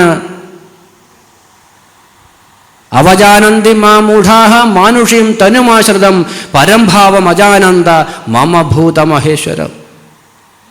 ഈ കാണാകുന്ന സകല പ്രപഞ്ചത്തിൻ്റെയും നിയാമകനാണ്, അധിഷ്ഠാനമാണ് ഞാനെന്ന എൻ്റെ പരംഭാവത്തെ മനസ്സിലാക്കാതെ കേവലം മനുഷ്യക്കുട്ടിയെപ്പോലെ ജനിച്ചവനായി കരുതി ലോകം എന്നെ അവമാനിക്കുന്നു. ഇങ്ങനെ സമൂഹത്തിൻ്റെ മുമ്പിൽ ജനിച്ചവനായിട്ടാണോ കൃഷ്ണനെ അവതരിപ്പിക്കേണ്ടത്? മരിക്കുന്നവനായിട്ടാണോ ഭഗവാനെ അവതരിപ്പിക്കേണ്ടത്? ഉദ്ധവരോട് പറയുന്ന അവസാനത്തെ വാക്യം എന്താ? ക്ഷണാർദ്ധമഭി കേശവ തിക്തും സമുത്സഹേനാഥ സ്വധാമ നയമാമവി എന്ന് ഭഗവാനോട് പറഞ്ഞപ്പോൾ ഭഗവാൻ പറഞ്ഞു, സാധ്യല്ല ഉദ്ധവ. ഭഗവാനെ, അങ്ങ് എന്നെ ഇട്ടേച്ച് പോവുകയാണോ? അങ്ങേപ്പോഴും ഒരു നിഴല് പോലെ ജീവിച്ചവനല്ലേ ഞാൻ? അങ്ങയുടെ ഒരു നിഴല് പോലെ അങ്ങ് കൊടുത്തപ്പോൾ മഞ്ഞപ്പട്ട്, അങ്ങ് ചാർത്തിയ വനമാല, അങ്ങ് അഴിച്ചു വെച്ച മയിൽപ്പീലി, ഇതൊക്കെ ചാർത്തിയിട്ട് ഒരു നിഴല് പോലെ അങ്ങയുടെ ഒരു ഫോട്ടോസ്റ്റാറ്റ് കോപ്പി പോലെ ജീവിച്ചവനല്ലേ ഞാൻ? എന്നിട്ടിപ്പോൾ പെട്ടെന്ന് അങ്ങ് പോയാൽ ഞാൻ എന്താ ചെയ്യുക ഭഗവാനെ? അതുകൊണ്ട് ഭഗവാനെ അങ്ങയോട് പോണ്ടെന്ന് ഞാൻ പറയില്ല, കാരണം അത് അങ്ങയുടെ സ്വാതന്ത്ര്യം, വരലും പോകലൊക്കെ അങ്ങയുടെ സ്വാതന്ത്ര്യമാണ്. പക്ഷേ അങ്ങ് എവിടേക്കാണോ പോണത് അവിടേക്ക് എന്നെയും കൊണ്ടുപോകണേ ഭഗവാനെ. സ്വധാമ നയമാമപി. ഭഗവാൻ പറഞ്ഞു, സാധ്യല്ല ഉദ്ധവ, സാധ്യല്ല. നീ എനിക്ക് ഏറ്റവും പ്രിയനാ, പക്ഷെ സാധ്യല്ല. അത് അവനവൻ സ്വയം അറിഞ്ഞെത്തേണ്ടതാണ്, വേറൊരാൾക്ക് കൂട്ടിക്കൊണ്ടുപോകാൻ പറ്റില്ല, സാധ്യല്ല. ഈ ഒരു മഹിമയിലേക്ക് സമാജത്തെ, സമൂഹത്തെ കൈപിടിച്ചുയർത്തേണ്ട ആചാര്യൻ ഒരിക്കലും ഇത്തരം ആഭാസങ്ങൾ ഭാഗവതത്തിൻ്റെ പേരിൽ കാണിക്കാൻ പാടില്ല. ഇങ്ങനെ എന്തെല്ലാം മണ്ണ് വാരി കൊണ്ടുവരിക, കഷ്ണം മുറിച്ച് വെക്കുക. സപ്താഹത്തിൻ്റെ പേരിൽ ജനങ്ങളോട് പറയും, ദിവസവും നിങ്ങൾ രാവിലെ വരുമ്പോൾ എന്ത് കൊണ്ടുവരണം? ഒരു പിടി മണ്ണ് കൊണ്ടുവരിക. ജനങ്ങളാണെങ്കിൽ ഇതെങ്ങനെ കേൾക്കാൻ കാത്തിരിക്കുക. ഇങ്ങനെ മണ്ണ് കൊണ്ടുവന്ന് മണ്ഡപത്തിൽ കൊണ്ടുപോയി വയ്ക്കുക. 7-ാം ദിവസം ആകുമ്പോഴേക്കും അതൊരു വലിയ കൂമ്പാരമാവും. അവസാന ദിവസം തങ്ങോട്ട് മുറിക്കും, ഹലുവ മുറിക്കും പോലെ, കേക്കൊക്കെ മുറിക്കാൻ കണ്ടിട്ടില്ലേ? എന്നിട്ട് കഷ്ണമാക്കിയിട്ട് ഒരു കഷ്ണത്തിന് 101 രൂപ വീട്ടിൽ കൊണ്ടുപോയി വെച്ചാൽ ഐശ്വര്യം ഉണ്ടാവും, സമ്പൽ സമൃദ്ധി ഉണ്ടാവും. തെറ്റിപ്പോയ ഭാര്യ വരും, ഉള്ള ഭാര്യ തെറ്റിപ്പോവും. അല്ല പിന്നെ 101 രൂപ ഈ മണ്ണിൻ്റെ കഷ്ണം വീട്ടിൽ കൊണ്ടുപോയി വയ്ക്കുക. ഇത് ജനങ്ങൾ കേൾക്കുമ്പോഴേക്കില്ലേ എന്തെങ്കിലും കേൾക്കാൻ കാത്തിരിക്കുക ജനങ്ങളില്ലേ. വലംപരി ശംഖ് വീട്ടിൽ വെക്കൂ, ഐശ്വര്യമുണ്ടാക്കൂ. എന്നിട്ട് വലംപരി ശംഖ് വാങ്ങാൻ പോവുക ഈ പൊട്ടൻ. വലംപരി ശംഖ് വാങ്ങൂ, വീട്ടിൽ വെക്കൂ എന്നാണ്. രാവിലെ എണീക്കണ്ട, കുളിക്കണ്ട, പല്ല് തേക്കണ്ട, ലക്ഷ്മി ദേവി ഓട്ടോറിക്ഷ വിളിച്ച് വരൂ അത്രേ. ഇങ്ങനെ എളുപ്പ വഴിയിലൂടെ എന്തും നേടാൻ ആഗ്രഹിക്കുന്ന ഈ സമൂഹത്തെ എന്നും ചൂഷണം ചെയ്യാൻ നാട്ടിലെന്നും ആളുകളുണ്ടാവും. ഈ ചൂഷണത്തിന് വിധേയരാവാനായിട്ട് നടക്കുന്ന കുറേ ആളുകളുണ്ട്. എന്താ ഇപ്പം ചെയ്യുക? അതുകൊണ്ട് ഇവിടെ ഒന്നും എളുപ്പ വഴിയൊന്നും ഇല്ല, അധ്വാനിക്കുന്നവന് മാത്രമേ ഉള്ളൂ. അതുകൊണ്ട് ഈ ഒരു സമ്പ്രദായം അതാ.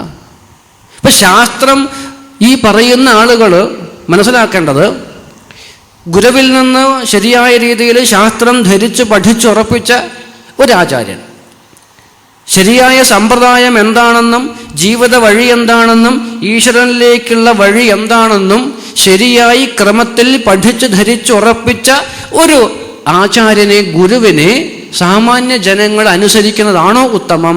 അതല്ല ശാസ്ത്രബോധമില്ലാത്ത, ജീവിത വീക്ഷണമില്ലാത്ത ഈ സാധാരണ സമൂഹത്തിൻ്റെ വഴിയിലൂടെ ആചാര്യന്മാർ പോണതാണോ? ഏതാ നല്ലത്? ഏതാ നല്ലേ? ശാസ്ത്രബോധമുള്ള, ഗുരുവിൽ നിന്ന് ക്രമത്തിൽ ഉത്തമമായി ശാസ്ത്രം പഠിച്ചു ധരിച്ചുറപ്പിച്ച, ഈശ്വര മഹിമയിലേക്ക് ഉയർന്ന ഒരു മഹാത്മാവിനെ അനുസരിക്കുന്നതാണോ സാമാന്യ ജനങ്ങൾക്ക് നല്ലത്? അതല്ല ശാസ്ത്രബോധമില്ലാത്ത അന്ധവിശ്വാസത്തിൽ കഴിഞ്ഞുകൂടുന്ന ഈ ജനങ്ങളെ ആചാര്യന്മാരെ അനുസരിക്കുന്നതാണോ? ഏതാ നല്ലേ? ആദ്യം പറഞ്ഞത് നാട്ടിൽ നടക്കുന്നത് പലപ്പോഴും അങ്ങനെയല്ല. നാട്ടിൽ പലപ്പോഴും നടക്കുന്നത് നിങ്ങൾക്കിഷ്ടമുള്ളതെന്തോ അത് ചെയ്യുന്നവനാവുന്നു ആചാര്യൻ. നിങ്ങളുടെ കയ്യടി കിട്ടാൻ എന്തു ചെയ്യണമോ, നിങ്ങൾക്ക് കേമമായി ഇഷ്ടമായി എന്ന് പറയാൻ എന്ത് വേണമോ അത് ചെയ്യുന്നവനായി തീരുന്നു ആചാര്യൻ. അതുകൊണ്ട് പറയട്ടെ, സമൂഹത്തിന്, സമാജത്തിന് ഇഷ്ടമുള്ളത് കൊടുക്കുന്നവനല്ല ആചാര്യൻ. സമൂഹത്തിന് പ്രിയമായതിനെ നൽകുന്നവനല്ല ആചാര്യൻ. സമൂഹത്തിന് ഹിതമായതെന്തോ അതിനെ കൊടുക്കുന്നവനാണ് ആചാര്യൻ. ഹിതമായത് ആദ്യം ചിലപ്പം കുറച്ച് കഴിച്ചു എന്നൊക്കെ വരും. ഇതിപ്പോൾ ജനങ്ങൾക്ക് ഇഷ്ടമുള്ളത് എന്താണോ അതൊക്കെ ചെയ്യുക. കമ്മിറ്റിക്കാർ പറയും അങ്ങനെ ചെയ്യണം കേട്ടോ, ഞങ്ങൾ കഴിഞ്ഞ പ്രാവശ്യം അങ്ങനെയൊക്കെ ഉണ്ടായി. ഓ ആയിക്കോട്ടെ, ഇനി നമുക്ക് ഇന്നത്തെ ദിവസം നമുക്ക് ഇങ്ങനെയൊക്കെ ആവാം. ഓ ആയിക്കോട്ടെ, നമുക്ക് അങ്ങനെ കുറച്ച് ഒരു മാറ്റം വരുത്തിയാലോ? പിന്നെന്താ? ഇപ്പോൾ വാസ്തവത്തിൽ ഇപ്പോൾ ഇവിടെ ആരാ ആചാര്യൻ? സംശയമായില്ലേ? അപ്പോൾ ഈ ശാസ്ത്രബോധമില്ലാത്ത ഭാഗവതം അല്ലെങ്കിൽ ഏത് ശാസ്ത്രമായാലും ശരി, ഇതെന്താണെന്നും ഇതിൻ്റെ വഴി എന്താണെന്നും അറിയാത്ത ആളുകൾ, അതറിയാത്ത ഈ വിഷയാസക്തന്മാരെ ആളുകൾ പറയുന്നതനുസരിച്ച് മുക്കിയും മൂളിയും നിൽക്കുക. എന്താ കാരണം?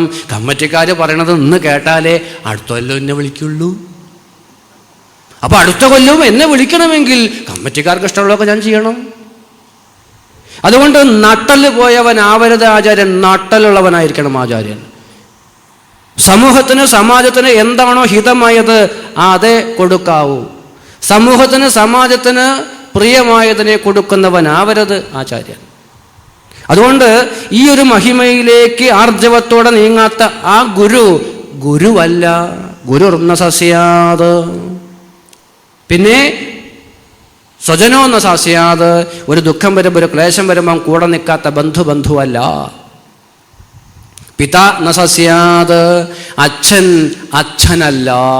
തൻ്റെ വീര്യം പകർന്നു കൊടുത്തത് കൊണ്ട് മാത്രം തൻ്റെ കർത്തവ്യം കഴിഞ്ഞു എന്ന് വിചാരിക്കരുത്.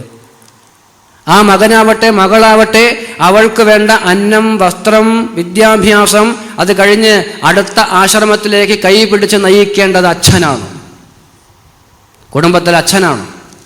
മകളാവട്ടെ, മകനാവട്ടെ, അവർക്ക് വേണ്ട അന്നവും വസ്ത്രവും വിദ്യാഭ്യാസവും പകർന്നു കൊടുത്ത്, സംസ്കാരവും പകർന്നു കൊടുത്ത് അവർക്ക് അടുത്ത ആശ്രമത്തിലേക്ക് വേണ്ട നിർദ്ദേശങ്ങളും അടുത്ത ആശ്രമത്തിലേക്ക് കൈപിടിച്ച് നയിക്കേണ്ടതും അച്ഛനാ. അച്ഛനില്ലാത്ത വീട്ടിൽ അമ്മ. അതുകൊണ്ട് പ്രത്യേകം പറയട്ടെ, 21 വയസ്സിൻ്റെ ഉള്ളിൽ പെൺകുട്ടികളെയും 25 വയസ്സിൻ്റെ ഉള്ളിൽ ആൺകുട്ടികളെയും വിവാഹം കഴിപ്പിച്ചോളണം. ചുരുങ്ങിയത് 21 വയസ്സിൻ്റെ ഉള്ളിൽ പെൺകുട്ടികളെയും 25 വയസ്സിൻ്റെ ഉള്ളിൽ ആൺകുട്ടികളെയും വിവാഹം കഴിപ്പിച്ചോളണം. മക്കളെ സമയാസമയങ്ങളിൽ വിവാഹം കഴിപ്പിക്കാത്ത അച്ഛന് നരകമുണ്ട്. അയ്യോ, ഞങ്ങൾക്കതിന് മക്കളെ കല്യാണം കഴിപ്പിക്കാൻ മോഹമില്ലാഞ്ഞിട്ടൊന്നുമല്ല. പിന്നെന്താ? അല്ല, അതെന്താണെന്നറിയോ?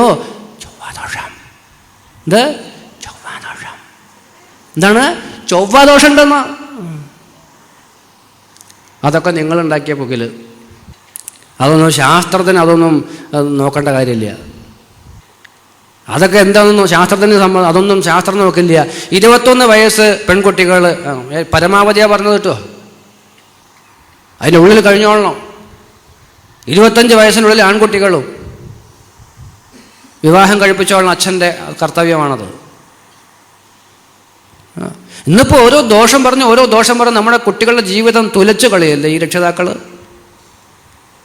എന്തെല്ലാം സൗകര്യങ്ങളുണ്ട്, സൗന്ദര്യമുണ്ട്, വിദ്യാഭ്യാസമുണ്ട്, ആരോഗ്യമുണ്ട്, പഠിപ്പുണ്ട്, നല്ല കുലമഹ്യമുണ്ട്, എല്ലാം ഉണ്ടായിട്ട് 25 കഴിഞ്ഞ് 30 കഴിഞ്ഞ് 35 കഴിഞ്ഞ് 40 കഴിഞ്ഞ് ഇരിക്കുന്ന എത്ര പേരെ നമുക്കറിയാമെന്നറിയോ? എല്ലാ സൗകര്യങ്ങളുണ്ട്. എത്ര പേരാ നമ്മുടെ അടുത്ത് വന്ന് സങ്കടം പറയാം, സ്വാമി ഈ കല്യാണം കഴിഞ്ഞിട്ടില്ല, നന്നായി പോയി എന്ന് പറഞ്ഞു. നിങ്ങൾ നാട്ടിലില്ലാത്ത സകല ദുരിതവും തലയെ കയറ്റി വെച്ചിട്ട് ഒന്ന് കണ്ണു തുറന്ന് നോക്കൂ സജ്ജനങ്ങളെ ചുറ്റും. നിങ്ങളുടെ സമൂഹത്തിൽ ഇതര മതസ്ഥര് ഈ പ്രായത്തിൽ വിവാഹം കഴിച്ച് സുഖമായി സന്തോഷമായിട്ട് ജീവിക്കണമെന്ന് കാണുന്നില്ലേ? പിന്നെ അവർക്കാർക്കും ഇല്ലാത്തൊരു ചൊവ്വ നിങ്ങൾക്ക് മാത്രമുള്ളതാ? മുമ്പ് കുളത്തൂർ ആശ്രമത്തിൽ സ്വാമിജിയുടെ അടുത്ത് വന്നൊരു ഫാമിലി, അവർ ചോദിച്ചു സ്വാമിയോട്, സ്വാമി എന്താ ചൊവ്വാദോഷം മാറിക്കിട്ടാൻ എന്താ ചെയ്യേണ്ട സ്വാമി? സ്വാമി പറഞ്ഞു, ബുധനാഴ്ച വരെ കാത്തിരിക്കൂ. ഇനി ബുധനാഴ്ച ദോഷം വന്നാൽ അത് വ്യാഴാഴ്ചയായി അതും മാറി. അല്ലാതെ ഇവരോടൊക്കെ എന്താ പറയേണ്ടത്? നമ്മളിങ്ങനെ ഓരോ ദോഷം പറഞ്ഞിരിക്കുക. ഇപ്പോൾ ചൊവ്വയിൽ പിന്നെയും ദുരിതം അത്രേ. ചൊവ്വയിൽ പിന്നെയും ഓരോ പ്രശ്നങ്ങൾ. എന്തൊക്കെ ഓരോ കാലം കഴിയുമ്പോഴും പുതിയ സമ്പ്രദായം വരിക. ചൊവ്വയിൽ ഗുളികൻ ക്യാപ്സ്യൂൾ അല്ല. പിന്നെ ഇങ്ങനെ നിങ്ങളുടെ ജീവിതം സങ്കീർണമാക്കുകയാണ് പലരും. നോക്കൂ, നല്ല ജീവിതം കൊണ്ടുപോയി നശിപ്പിക്കുക നമ്മൾ. നിങ്ങൾ പുരാണം വായിക്കുന്നവരല്ലേ, പുരാണം പഠിക്കുന്നവരല്ലേ, ഇതിഹാസങ്ങളൊക്കെ പഠിക്കുന്നവരല്ലേ, വായിക്കുന്നവരല്ലേ? എത്ര വിവാഹങ്ങളുണ്ട് ഈ പുരാണങ്ങളിൽ. ഏതെങ്കിലും ഒന്ന് ജാതകം നോക്കി കഴിച്ചത് കാണിച്ചു തരാൻ പറ്റും നിങ്ങൾക്ക്? ഏതെങ്കിലും ഒന്ന്? ഇതിൻ്റെ അകത്തിരിക്കുന്ന ആൾ എത്ര കല്യാണം കഴിച്ചു? ശാന്തിക്കാരുണ്ടെങ്കിൽ അദ്ദേഹം അല്ലട്ടോ. അദ്ദേഹം എത്ര കല്യാണം കഴിച്ചിട്ടുണ്ട് ഭഗവാൻ? ഏതെങ്കിലും ഒന്ന് പൊരുത്തം പോരാണ്ട് മാറ്റി വെച്ചതുണ്ടോ? 10ൽ 6 ഉള്ളൂ എന്ന് പറഞ്ഞ് മാറ്റി വെച്ചത് ഏതെങ്കിലും ഉണ്ടോ? ജീവിതം നശിപ്പിക്കുക നമ്മൾ. 2 സുഹൃത്തുക്കളാണ് രാമനും മുഹമ്മദും. 2 വലിയ സുഹൃത്തുക്കളാണ്. 2 കൂട്ടരും കുട്ടിക്കാലം മുതലൊക്കെ കളിച്ച് അങ്ങനെ വളർന്നു വന്നവരാ. അങ്ങനെ അവരേതാണ്ട് സ്കൂളിലൊക്കെ ഒന്നിച്ച് പോയി, കോളേജിലൊക്കെ ഒന്നിച്ച് പോയി, ജോലിയൊക്കെ കിട്ടിയിട്ട് രണ്ടാളും അങ്ങനെ നാട്ടിലങ്ങനെ സുഖമായിട്ട് സന്തോഷമായിട്ട് തോളത്തൊക്കെ കഴിയിട്ട് നടക്കുക. അങ്ങനെ കല്യാണപ്രായമായപ്പോൾ മുഹമ്മദ് പറഞ്ഞു, രാമ നമുക്ക് കല്യാണപ്രായമൊക്കെ ആയില്ലടോ, കല്യാണം കഴിക്കണ്ടേ? അപ്പോൾ രാമനും പറഞ്ഞു, ഞാൻ നിന്നോട് അങ്ങോട്ട് പറയാനിരിക്കുന്നത്, എന്നാൽ നമുക്ക് നോക്കല്ലേ, താൻ നോക്കിക്കോ, എനിക്കുള്ളത് ഞാൻ നോക്കട്ടെ. 2 ആളും പിരിഞ്ഞു തൽക്കാലം തങ്ങൾക്കുള്ള ഇണയെ കാണാൻ വേണ്ടിയിട്ട്. 2 ആളും തനിക്കുള്ള പെണ്ണന്വേഷിച്ച് അങ്ങനെ പോയി. മുഹമ്മദിൻ്റെ പാട്ടിൽ പോയി, രാമൻ്റെ ദിക്കിലേക്കും പോയി. അങ്ങനെ ദിവസങ്ങൾ കഴിഞ്ഞു, മാസങ്ങൾ കഴിഞ്ഞു, അങ്ങനെ കാലങ്ങൾ പലത് കഴിഞ്ഞു പോയി. കാലങ്ങൾ പലത് കഴിഞ്ഞു പോയപ്പോൾ കുറച്ചു കാലം കഴിഞ്ഞപ്പോൾ നമ്മളെ മുഹമ്മദ് ഉണ്ട് കല്യാണ കത്തായിട്ട് വരുന്നു. രാമന് പറഞ്ഞു, രാമ ഇതാടോ കല്യാണ കത്ത്, താൻ വരണേ. അപ്പം രാമൻ ചോദിച്ചു, നിന്റെ കല്യാണം ശരിയായോ? അപ്പം മുഹമ്മദ് പറഞ്ഞു, എൻ്റെ അല്ലടോ, എൻ്റെ മകളുടെ. മുഹമ്മദിൻ്റെ കല്യാണം കഴിഞ്ഞിട്ട് മുഹമ്മദിൻ്റെ മകളുടെ കല്യാണക്കത്തായിട്ട് വരുമ്പോഴും രാമൻ ഇപ്പോഴും വീട്ടിൽ ചായയും ബിസ്ക്കറ്റും കഴിച്ചുകൊണ്ടിരിക്കും. ഓരോ വീട്ടിൽ കയറിയിട്ട് നാണില്ലാത്തവൻ. ചിലര് അഭിമാനത്തോടു കൂടി പറഞ്ഞു കേട്ടിട്ടുണ്ട്, 100 വീട്ടിൽ പോയി ഞാൻ ചായ കുടിച്ചു സ്വാമി. അല്ലെങ്കിൽ 99 വീട്ടിലായി ഞാൻ പോയിട്ട് പെണ്ണ് കാണാൻ പോണു, ഒന്നും ശരിയായിട്ടില്ല. നമ്മൾ പറയാറുണ്ട് അവസാന വീട്ടിൽ നിന്ന് ആ ചങ്ങാതിക്ക് ചായയിൽ വിഷം കലക്കി കൊടുക്കണം. എന്താ കാരണം? ഇവനെ പോലെ മഹാഭാവി വേറെ ആരുണ്ട്? എത്ര പെൺകുട്ടികളുടെ ശാപ. ഇങ്ങനെ ഓരോ കാരണങ്ങൾ പറഞ്ഞിട്ട് നല്ല ജീവിതം നശിപ്പിച്ച് കളയുക. നല്ല ജീവിക്കേണ്ട പ്രായം 25 വയസ്സിൻ്റെ ഉള്ളിൽ വിവാഹം കഴിഞ്ഞ് നന്നായിട്ട് ജീവിക്കേണ്ട ആ കാലഘട്ടത്തിൽ ഒക്കെ ഓരോന്നും പറഞ്ഞ് കളഞ്ഞ് അവസാനം 40 വയസ്സ് 42 ആകുമ്പോൾ ഇനിയിപ്പോൾ ഏതാ കിട്ടിയതാവട്ടെ എന്ന് പറഞ്ഞിട്ട് കല്യാണം കഴിക്കും. എന്നിട്ട് പരസ്പരം അങ്ങോട്ടും ഇങ്ങോട്ടും അങ്ങനെ കൊണ്ട് നോക്കിയിരിക്കുക എന്നെ കൊഞ്ഞനം കുത്തുക. എന്ത് ആവശ്യത്തിനത്? നമുക്കൊക്കെ എന്താ പറ്റിപ്പോയത്? ഇവിടെ ഇരിക്കുന്ന 19 വയസ്സിൻ്റെ അപ്പുറത്തുള്ള മുത്തശ്ശിമാരുണ്ടെങ്കിൽ ഒന്ന് ചോദിച്ചു നോക്കൂ, അവരുടെയൊക്കെ കാലത്ത് ഈ ജാതി പ്രശ്നങ്ങളുണ്ടായിരുന്നോ? നിങ്ങൾ ചോദിച്ചു നോക്കൂ. ഈ 10-80 വയസ്സിൻ്റെ അപ്പുറത്തിരിക്കുന്ന മുത്തശ്ശിമാർ ചോദിക്കുക, അവരുടെയൊക്കെ കാലത്ത് ഏതെങ്കിലും വീട്ടിൽ 21 വയസ്സ് കഴിഞ്ഞ് ഏതെങ്കിലും പെൺകുട്ടി ഇരിക്കുമോ? ഉണ്ടാവില്ല. വീട് നിറഞ്ഞിരിക്കില്ല. അന്നൊക്കെ 20 വയസ്സാകുമ്പോഴേക്കും ഒരു തലക്കുറി കൊണ്ടുവരും, നോക്കും, നേരാണ്ട് നോക്കി കല്യാണം കഴിപ്പിച്ചു. ഇപ്പോഴും അത് അമ്മട്ടിമ്മ വേനത് കൈ കോർത്ത് പിടിച്ച് നടക്കണം, ഒരു കുഴപ്പമില്ല. പറഞ്ഞതിൻ്റെ അർത്ഥം ജ്യോതിഷം തെറ്റാണെന്നാണോ? ഒരിക്കലും അങ്ങനെ പറയില്ല. ജ്യോതിഷം സത്യമാണ്. വേദചക്ഷുഖിലഹ, വേദത്തിൻ്റെ കണ്ണാണ് ജ്യോതിഷം. പക്ഷേ നിങ്ങൾ ഈ കൊണ്ടുപോകുന്ന സാധനം അതിനെക്കുറിച്ച് നേരാവണ്ണം ധരിച്ചുറപ്പിച്ച മഹാത്മാക്കളുടെ അടുത്ത് കൊണ്ടുപോയാൽ നിങ്ങളുടെ ജീവിതം നേരവും. അവർ നിങ്ങളിട്ട് വട്ടം കറക്കില്ല. അല്ലാത്തവരാണ് ഗുളികലിൻ്റെ ക്യാപ്സ്യൂളൊക്കെ പറയണത്. അതുകൊണ്ട് ഈ നോക്കൂ, കുട്ടികൾക്ക് വേണ്ട വിദ്യാഭ്യാസവും അന്നവും വസ്ത്രവും സംസ്കാരവും പൈതൃകവും പകർന്നു കൊടുത്ത് ഒടുവിൽ അടുത്ത ഗൃഹസ്ഥാശ്രമത്തിലേക്ക് നല്ല ഒരു ചെറുപ്പക്കാരനെ അല്ലെങ്കിൽ നല്ലൊരു പെൺകുട്ടിയെ ജീവിതത്തിലേക്ക് കണ്ടെത്തി കൊടുക്കേണ്ട കർത്തവ്യം അച്ഛൻ്റെയാണ്. അത് ചെയ്യാത്ത പിതാ നസസ്യാത്, അച്ഛനല്ല. പിന്നെ ജനനീ നസസ്യാത്, അച്ഛന്മാർക്ക് കിട്ടിയില്ലേ, ഈ അമ്മമാർക്ക് തരാം. എന്താണ്? അമ്മയല്ല. എന്താണ്? മക്കളെ പ്രസവിച്ചത് കൊണ്ട് മാത്രം ആ മകള് ആയതുകൊണ്ട് മാത്രം അമ്മയാവില്ല. കാരണം ആദ്യത്തെ ഗുരു അമ്മയാണ്. ഈ അമ്മയെ കണ്ട കുട്ടികൾ പഠിക്കുക. ആ കുഞ്ഞുങ്ങളായിരിക്കുന്ന സമയത്ത് അമ്മയെ അന്ധമായിട്ട് അനുകരിക്കാൻ ഒരു പ്രത്യേക വാസന കുട്ടികൾക്കുണ്ടാവും. അമ്മ സംസാരിക്കുന്നത് പോലെ സംസാരിക്കുക, അമ്മ നടക്കുന്നത് പോലെ നടക്കുക, അമ്മ ധരിക്കുന്നത് പോലെ വസ്ത്രങ്ങൾ ധരിക്കുക. ആ കുട്ടികൾ ആ സമയത്ത് അമ്മയെ അങ്ങനെ ഏതാണ്ട് ഒപ്പിയെടുക്കും. അവർ ആ സമയത്ത് അച്ഛനും അമ്മയും തമ്മിൽ പെരുമാറുന്നത് വളരെ ശ്രദ്ധിച്ചു കാണും. അവരെ അന്ധമായിട്ട് അനുകരിക്കാൻ ശ്രമിക്കും. അവർ നുണ പറയുക, അവർ തർക്കങ്ങൾ ഉണ്ടാക്കുക, വായിൽ കൊള്ളാത്തത് പറയുന്നുണ്ടെങ്കിൽ കുട്ടികൾ വഴിതെറ്റും. അതുകൊണ്ട് മക്കൾക്ക് വേണ്ട യോഗ്യരാക്കേണ്ടത് അമ്മയുടെ കടമയാണ്. സ്വയം പര്യാപ്തരാക്കേണ്ടത് അമ്മയാണ്. ചായ ഉണ്ടാക്കാൻ പഠിപ്പിക്കണം, പെൺകുട്ടിയെ മാത്രമല്ല ആൺകുട്ടിയെയും. ചോറും കൂട്ടാനും വയ്ക്കാൻ പഠിപ്പിക്കണം, മകളെ മാത്രമല്ല മകനെയും. ഉണ്ടപാത്രം കഴുകി വയ്ക്കാൻ പഠിപ്പിക്കണം, മകളെ മാത്രമല്ല മകനെയും. ഉടുത്ത വസ്ത്രം അലക്കി ഉണക്കി മടക്കി വയ്ക്കാൻ പഠിപ്പിക്കണം, മകളെ മാത്രമല്ല മകനെയും. തൻ്റെ കിടപ്പുമുറി അടിച്ച് വൃത്തിയാക്കി നേരാവണ്ണം പരിപാലിക്കാൻ മകളെ മാത്രമല്ല മകനെയും പഠിപ്പിച്ചോളണം. ഇങ്ങനെ തൻ്റെ മകളെയും മകനെയും പഠിപ്പിച്ച ഒരമ്മയ്ക്ക് നാളെ ഇവിടുന്ന് പോകേണ്ടി വന്ന ഒരു വേവലാതി ഉണ്ടാവില്ല. 2 ദിവസം എവിടേക്ക് മാറി നിൽക്കേണ്ടി വന്നാൽ ഒരു വിഷമം ഉണ്ടാവില്ല. അമ്മ പോയതാ കല്യാണത്തിന്. അപ്പോൾ വൈകുന്നേരം ആയപ്പോഴും അമ്മ പോകുന്നത് കാണേണ്ടി ഇപ്പം ബന്ധു ചോദിച്ചു, അല്ല മുട്ടി നീ ഇപ്പം ഇങ്ങനെ നിന്നാൽ ശരിയാവില്ലേ, മകൻ പറ്റില്ലേ വീട്ടിലേക്ക്? ഞാൻ നാളെ പോകുള്ളൂ. ഷോ. അപ്പം അവൻ വന്നാൽ അവൻ്റെ ഭക്ഷണമൊക്കെയോ അവൻ ഉണ്ടാക്കി കഴിക്കും. അപ്പം അവൻ്റെ വസ്ത്രമൊക്കെയോ അവൻ ഒക്കെ അലക്കി കൊടുത്തോളൂ. അപ്പം ചോറും കൂട്ട ഞാൻ ഉണ്ടാക്കുന്നില്ല, അസലായിട്ട് അവൻ ഉണ്ടാക്കും. അപ്പം ഞാനൊക്കെ അവനെ പഠിപ്പിച്ചിട്ടുണ്ട്. അവൻ്റെ കാര്യത്തിൽ എനിക്ക് യാതൊരു വിഷമവും ഇല്ല. അവൻ്റെ കാര്യം നോക്കാം, അവൻ മിടുക്കനാ. കണ്ടോ, ആ അമ്മയ്ക്ക് 2 ദിവസം മാറി നിൽക്കാൻ ഒരു വിഷമവും ഇല്ല. എന്നത് പഠിപ്പിക്കാത്തൊരമ്മയാണ് ഇവിടെ എത്തിയിരിക്കുമോ? കല്യാണത്തിന് പോയപ്പം മറ്റേ വീട്ടിലെ അമ്മ പറഞ്ഞു, അമ്മൂട്ടി വൈകുന്നേരം പോയാൽ പോരെ, മകൻ പത്തു. അവൻ ഒന്നിനും പോകുന്ന ഒരുത്തനായില്ലേ, 10-23 വയസ്സായില്ലേ. അതൊക്കെ നിങ്ങൾക്ക്. എനിക്ക് എൻ്റെ ഉണ്ണി ഇപ്പോഴും ഉണ്ണിയ. അറിയോ നിങ്ങൾക്ക്, ഞാൻ ചെന്നില്ല വെച്ചാൽ ഒന്നും കഴിക്കില്ല അവൻ. ഞാനാണ് അവന് ചോറൊക്കെ എടുത്ത് ഞാൻ വെച്ച് അവിടെ ഇങ്ങനെ നോക്കിയിരിക്കും, അമ്മ എപ്പോഴാ വരിക എന്ന്. അറിയോ, ഞാനവന് അമ്മൂട്ടിയമ്മ ഭക്ഷണം ഞാനാണ് അവന് ചോറ് കൊടുക്കുക. ഉരുട്ടിയിട്ട് ഞാൻ ആ ചോറിൻ്റെ ഉരുളൊട്ടിയിട്ട് മൂക്കിൻ്റെ താഴെയുള്ള കറുത്ത രോമത്തിൻ്റെ താഴെയുള്ള ഓട്ടയെക്കൂടെ ഞാൻ അട്ട് കൊടുക്കുക. അവങ്ങനെ കാറിൻ്റെ ഡിക്കി തുറന്ന പോലെ വായങ്ങനെ തുറന്ന് പിടിച്ചാൽ മാത്രം മതി. ദുഷ്ട.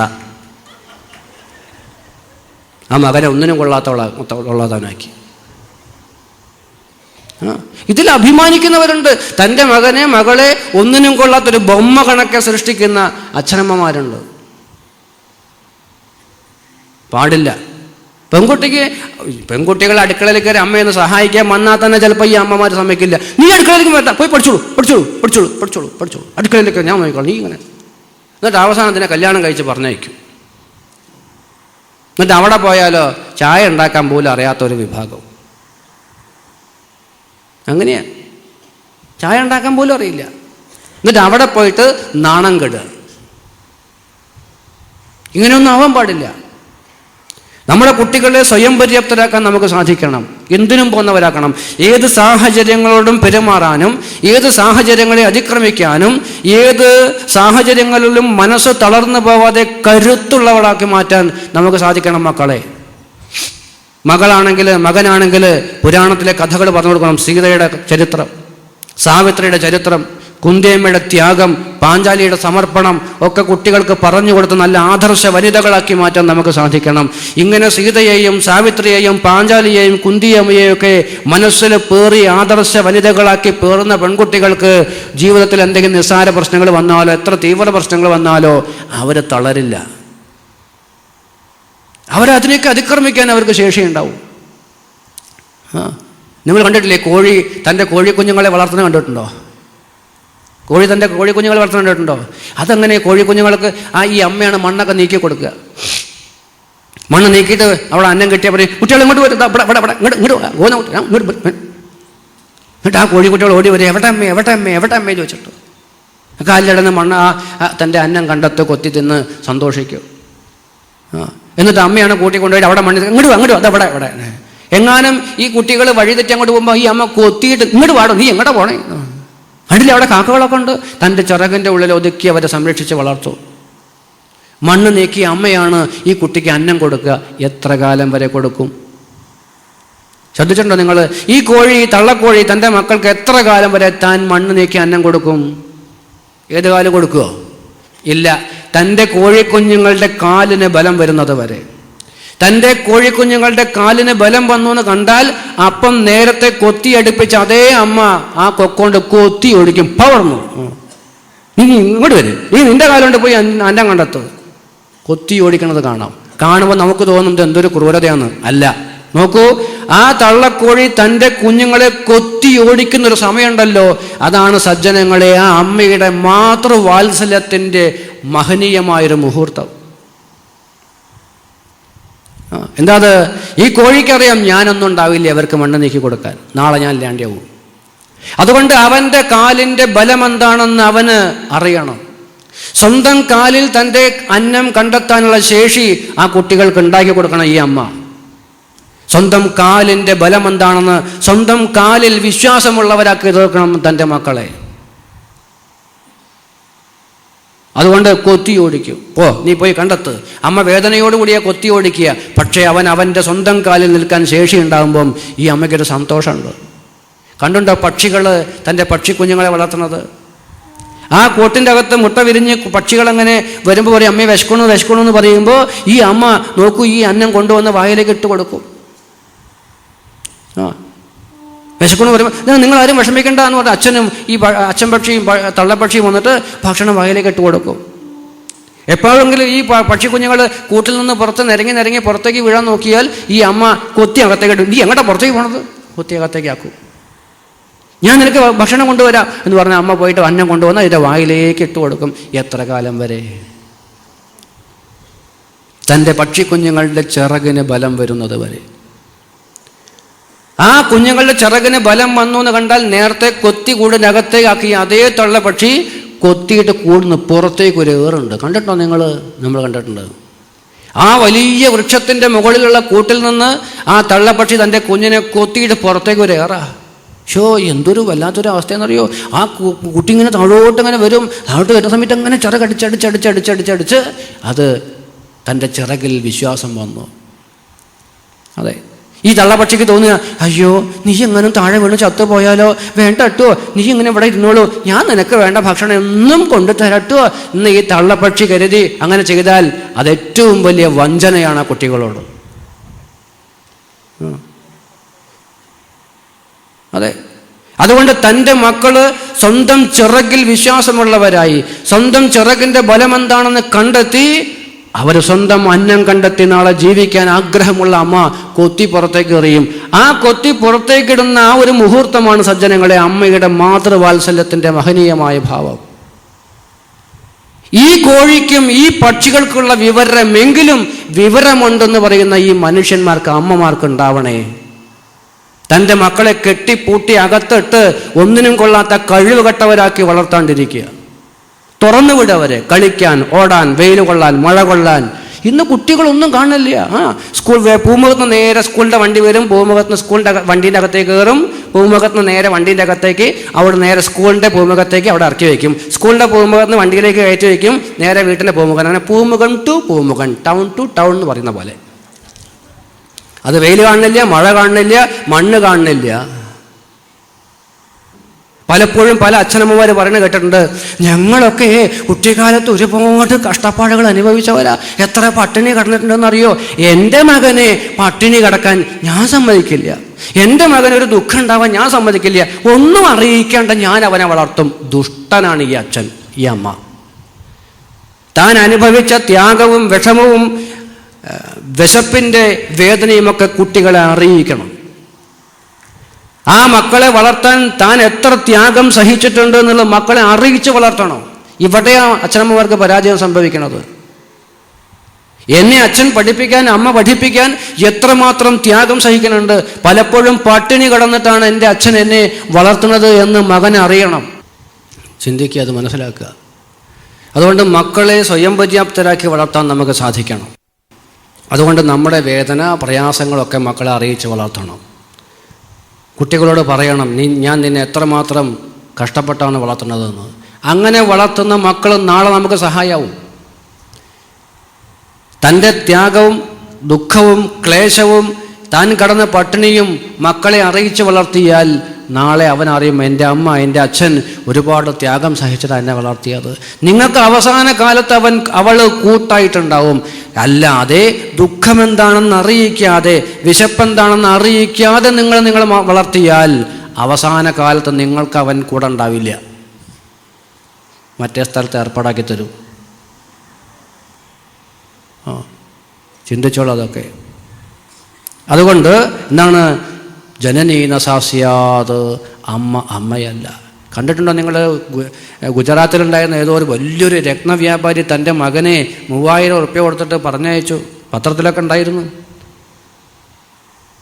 രാജകുമാരൻ, കോടീശ്വരൻ, ലോകത്തിലെ സമ്പന്നന്മാരിൽ എണ്ണപ്പെട്ട സമ്പന്നനായൊരു മഹാത്മാവ്, അയാൾ തൻ്റെ മകനെ വെറും 3000 കൊടുത്തൊരു ഒറ്റപ്പോക്ക് 3 മാസം കഴിഞ്ഞ് വന്നാൽ മതി എന്ന് പറഞ്ഞു. എറണാകുളത്ത് ഹോട്ടലിൽ ചായ കൊടുക്കാൻ നിൽക്കുന്നവൻ. പത്രത്തിലൊക്കെ ഉണ്ടായിരുന്നു. ജീവിതം എന്താണെന്ന് അവൻ പഠിക്കണം. ഈ കാണുന്ന രത്നത്തിൻ്റെയും സൗഭാഗ്യത്തിൻ്റെയും നടുക്ക് നീ ജീവിക്കുമ്പോൾ ഇതിനപ്പുറത്ത് വേറൊരു ലോകമുണ്ടെന്ന് നീ അറിയില്ല. ഇതിൻ്റെ അപ്പുറത്ത് കഷ്ടപ്പാടുള്ള, ദാരിദ്ര്യമുള്ള, വിഷമങ്ങളും ക്ലേശങ്ങളും ഒരുപാട് പ്രശ്നങ്ങളുമുള്ള ഒരുപാട് മനുഷ്യരുണ്ടെന്ന് അറിയണം. നോക്കൂ, ഇത്രയും സമൃദ്ധമായ ലോകത്തിൽ ഈ അച്ഛന് മകനെ ഇങ്ങനെ പഠിപ്പിക്കാൻ തയ്യാറായല്ലോ. ഈ അച്ഛൻ പറഞ്ഞപ്പോൾ ഒരു അക്ഷരം പോലും എതിർക്കാതെ അച്ഛനെ അനുസരിച്ചൊരു മകൻ. എന്താ അതൊക്കെ? ആ മകൻ ഉത്തമനായ മകനാണ്, ആ അച്ഛൻ ഉത്തമനായ അച്ഛനാണ്. ഇങ്ങനെ നമ്മളെ മക്കളെ പഠിപ്പിക്കണം. പറഞ്ഞതിൻ്റെ അർത്ഥം നാളെ 3000 രൂപ കൊടുത്ത് പറഞ്ഞേക്കാനില്ല, ഇന്നൊന്നും കൊടുത്ത് പറഞ്ഞേക്കാണ്ടേ അപ്പം വേറെന്തെങ്കിലും ചിലപ്പം പണിക്ക് പോകും.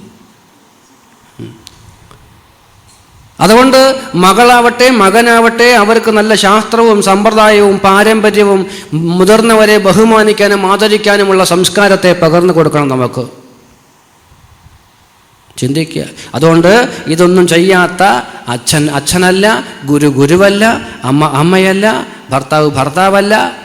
ഇങ്ങനെ കാലം നമുക്ക് തുല്യം ചാർത്തിത്തരുന്ന കർത്തവ്യങ്ങളെ ആദരവോടെ ആ ഒരു സ്ഥാനത്തോട് നീതി പുലർത്താൻ നമുക്ക് ഓരോരുത്തർക്കും സാധിക്കണം. ഉണ്ണികളെ, ഇങ്ങനെയുള്ള മഹനീയമായ ഉപദേശങ്ങൾ ആ മഹാത്മാവ് ഋഷഭൻ എന്ന് പറയുന്ന ആ മഹാപുരുഷൻ തൻ്റെ 100 മക്കൾക്കും ഉപദേശിച്ചു കൊടുത്തു. വിസ്തൃതമായ പഠനം തൊട്ട് ഇവിടെ വിസ്തരിച്ച് പഠിക്കണം.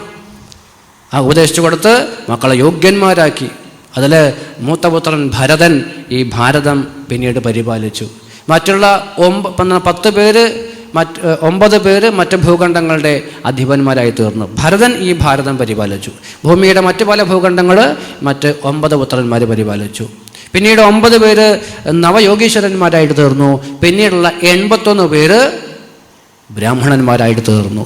ആ പരമ്പരയാണ് പിന്നീട് നമുക്ക് ഭരതരഘുഗണ സംവാദത്തിലൂടെയൊക്കെ പഠിക്കാനുള്ളത്. എന്തായാലും ഈ ഒരു പ്രഭാഷണം അല്ലെങ്കിൽ ഈ ഋഷഭോപദേശം ഇപ്പോൾ ഇവിടെ നിർത്തുകയാണ്. ഓം ഗുരുർബ്രഹ്മ ഗുരുർവിഷ്ണു ഗുരുർദേവോ മഹേശ്വരഃ ഗുരു സാക്ഷാത് പരം ബ്രഹ്മ തസ്മൈ ശ്രീ ഗുരവേ നമഃ.